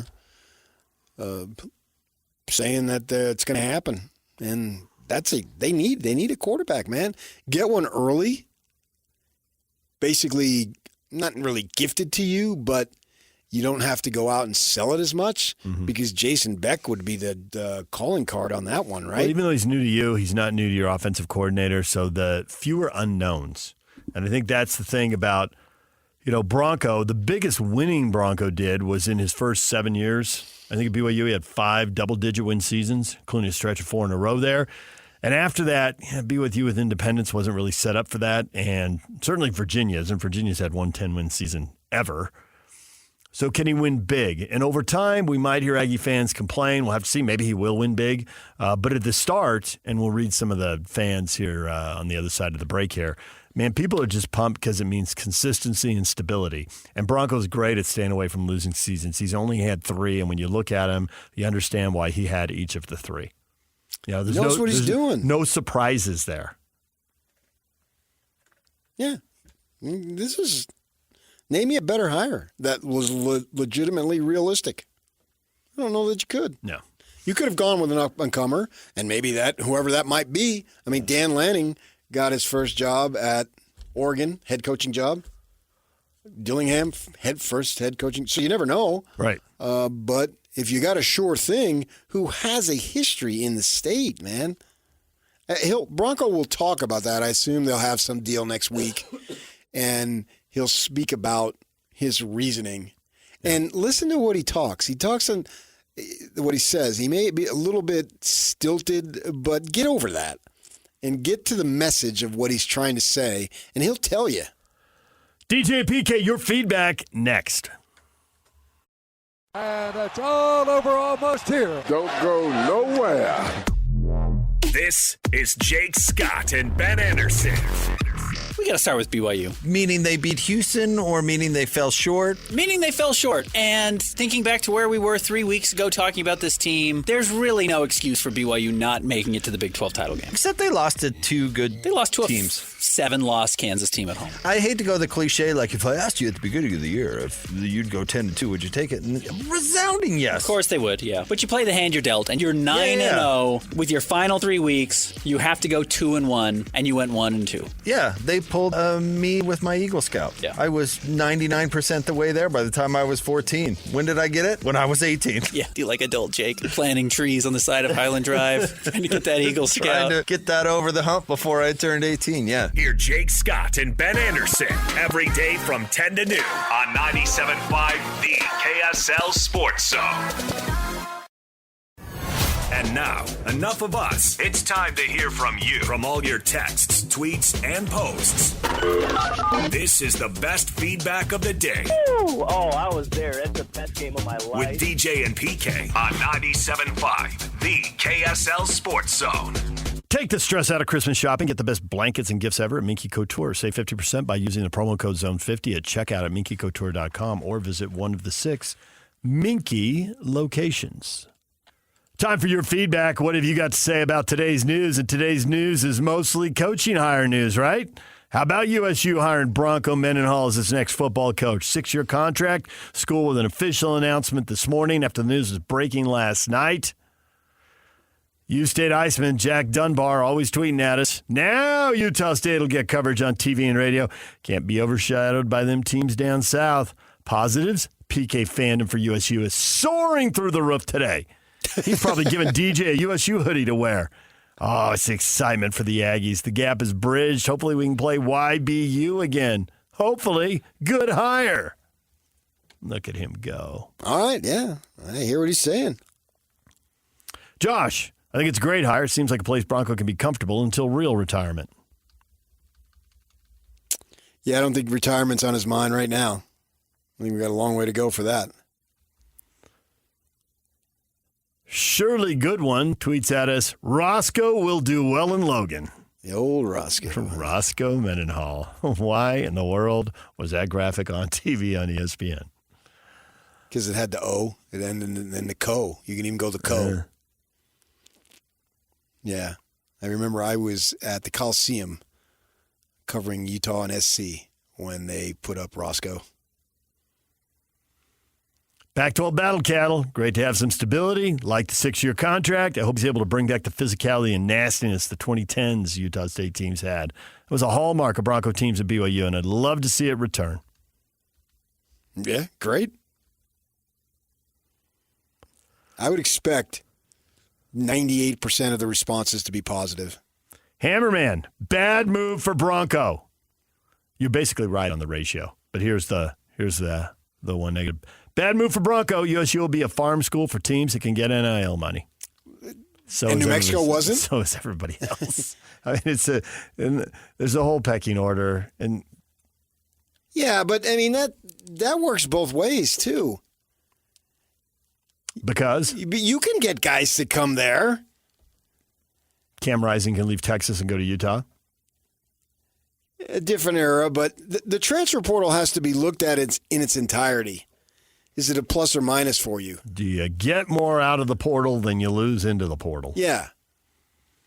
And to be sure, if you're at a G5 school, your best players are going to be looked at by Power 4 commerce schools. I mean, they've all hired people to watch the film and start ripping them off. But there's also Power 4 schools guys that want you playing can time. get guys from. Guys want playing time. And relationships you may have, especially hiring guys, I don't know what his staff is going to be like, but now Bronco's been both sides of the country, so he's got some experience here, and he may, know somebody who's coaching someplace else, and that player, we talked about Jason Beck. If the quarterback follows him from New Mexico over to Utah, that's a plus.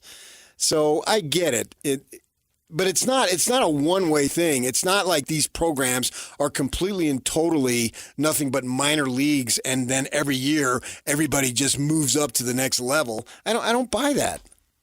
Does that happen? Yeah. DJ and PK, we're all done. Coming up next, Jake and Ben, right here on The Zone.